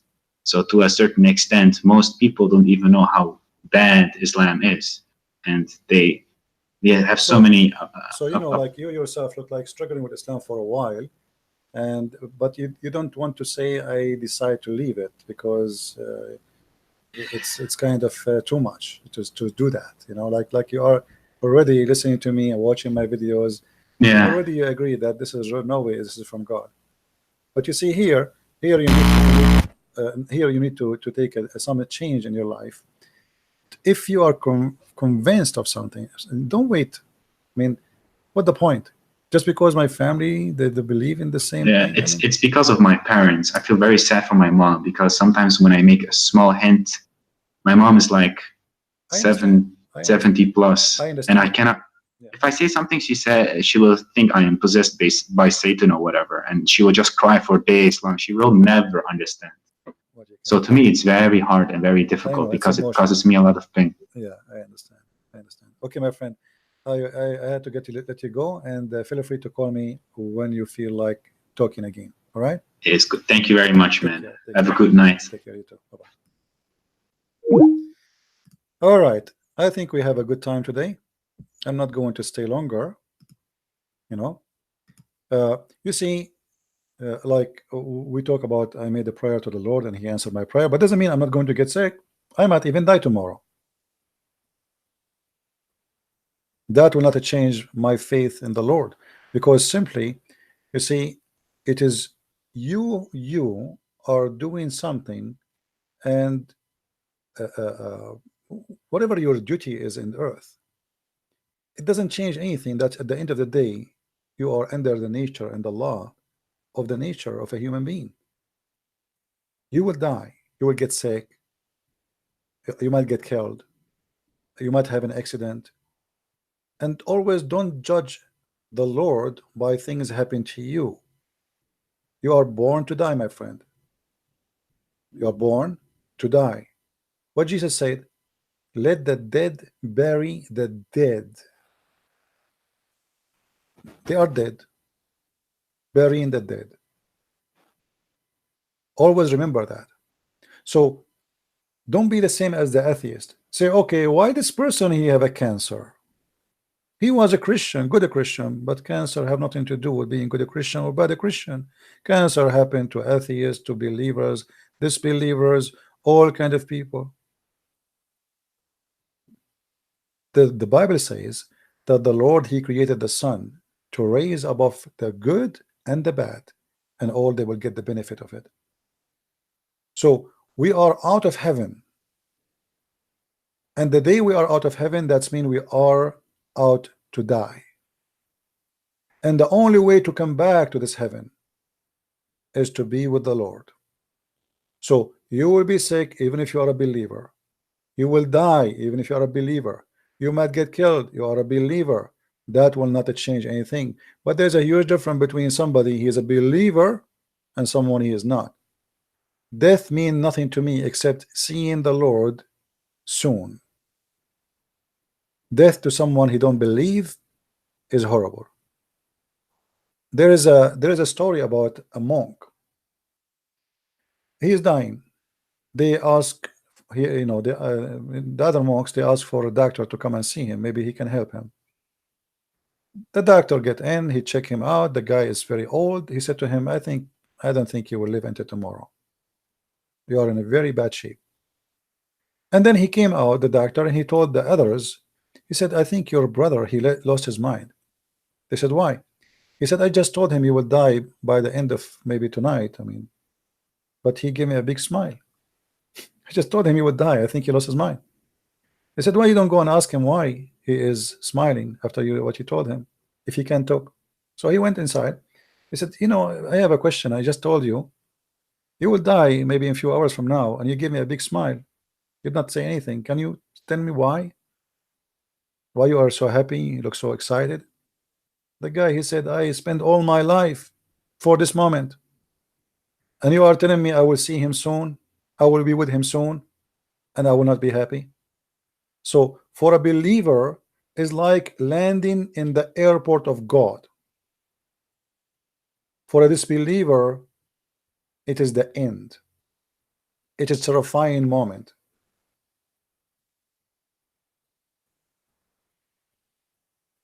Which mean, even let us say a Muslim, they say atheists, they say whatever they say, Christianity is false.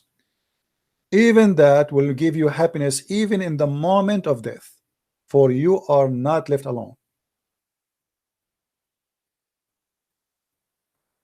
Death for you is just a start of a journey. It is not the end of it. Death for them is the end, a very ugly end.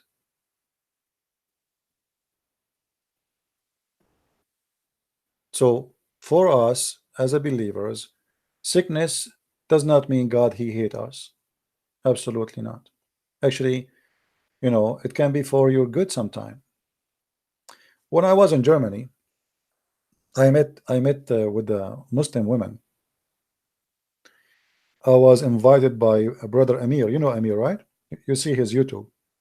I was invited by him to his he have fiance family, and I was invited for like a lunch with them, even though I don't really like to eat in anyone's house, but I've been forced really. I could not say no. And there they invited two ex-Muslims, one from Jordan and the other one was Lebanese. If you remember, the Lebanese lady who spoke to me in Skype and she decided to leave Islam, you remember her? The one, her brother is a sheikh from Hezbollah, big sheikh for the Shia. She was there. This woman, she started thinking about Christ after she had her cancer, not before.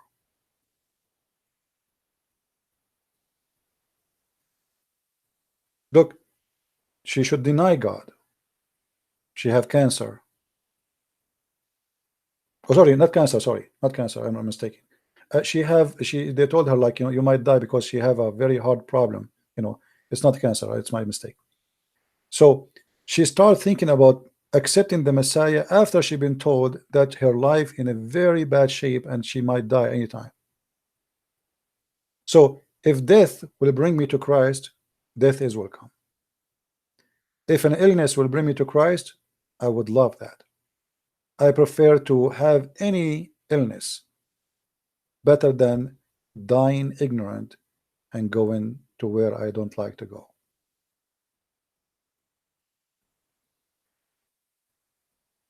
So everybody, he have, you know, let us say he received his ticket, he received his invitation in somehow, and some of us we we reject and we refuse, and some of us we accept with happiness. Now the one who reject, he will pay the price. This invitation will not come every day forever. Time will come, you breathe and never breathe again.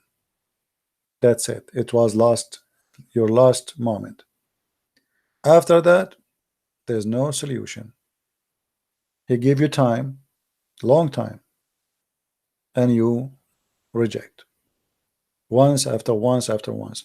And this is why I feel sorry actually for the Muslims, because you know those who been in contact with the Christians, and Christian they did their hard work to make them believe and they refuse, those will be questions harshly, because it's not, you see, according to the Bible, if somebody never heard of Christ, he will be saved. He will be judged by what he knew.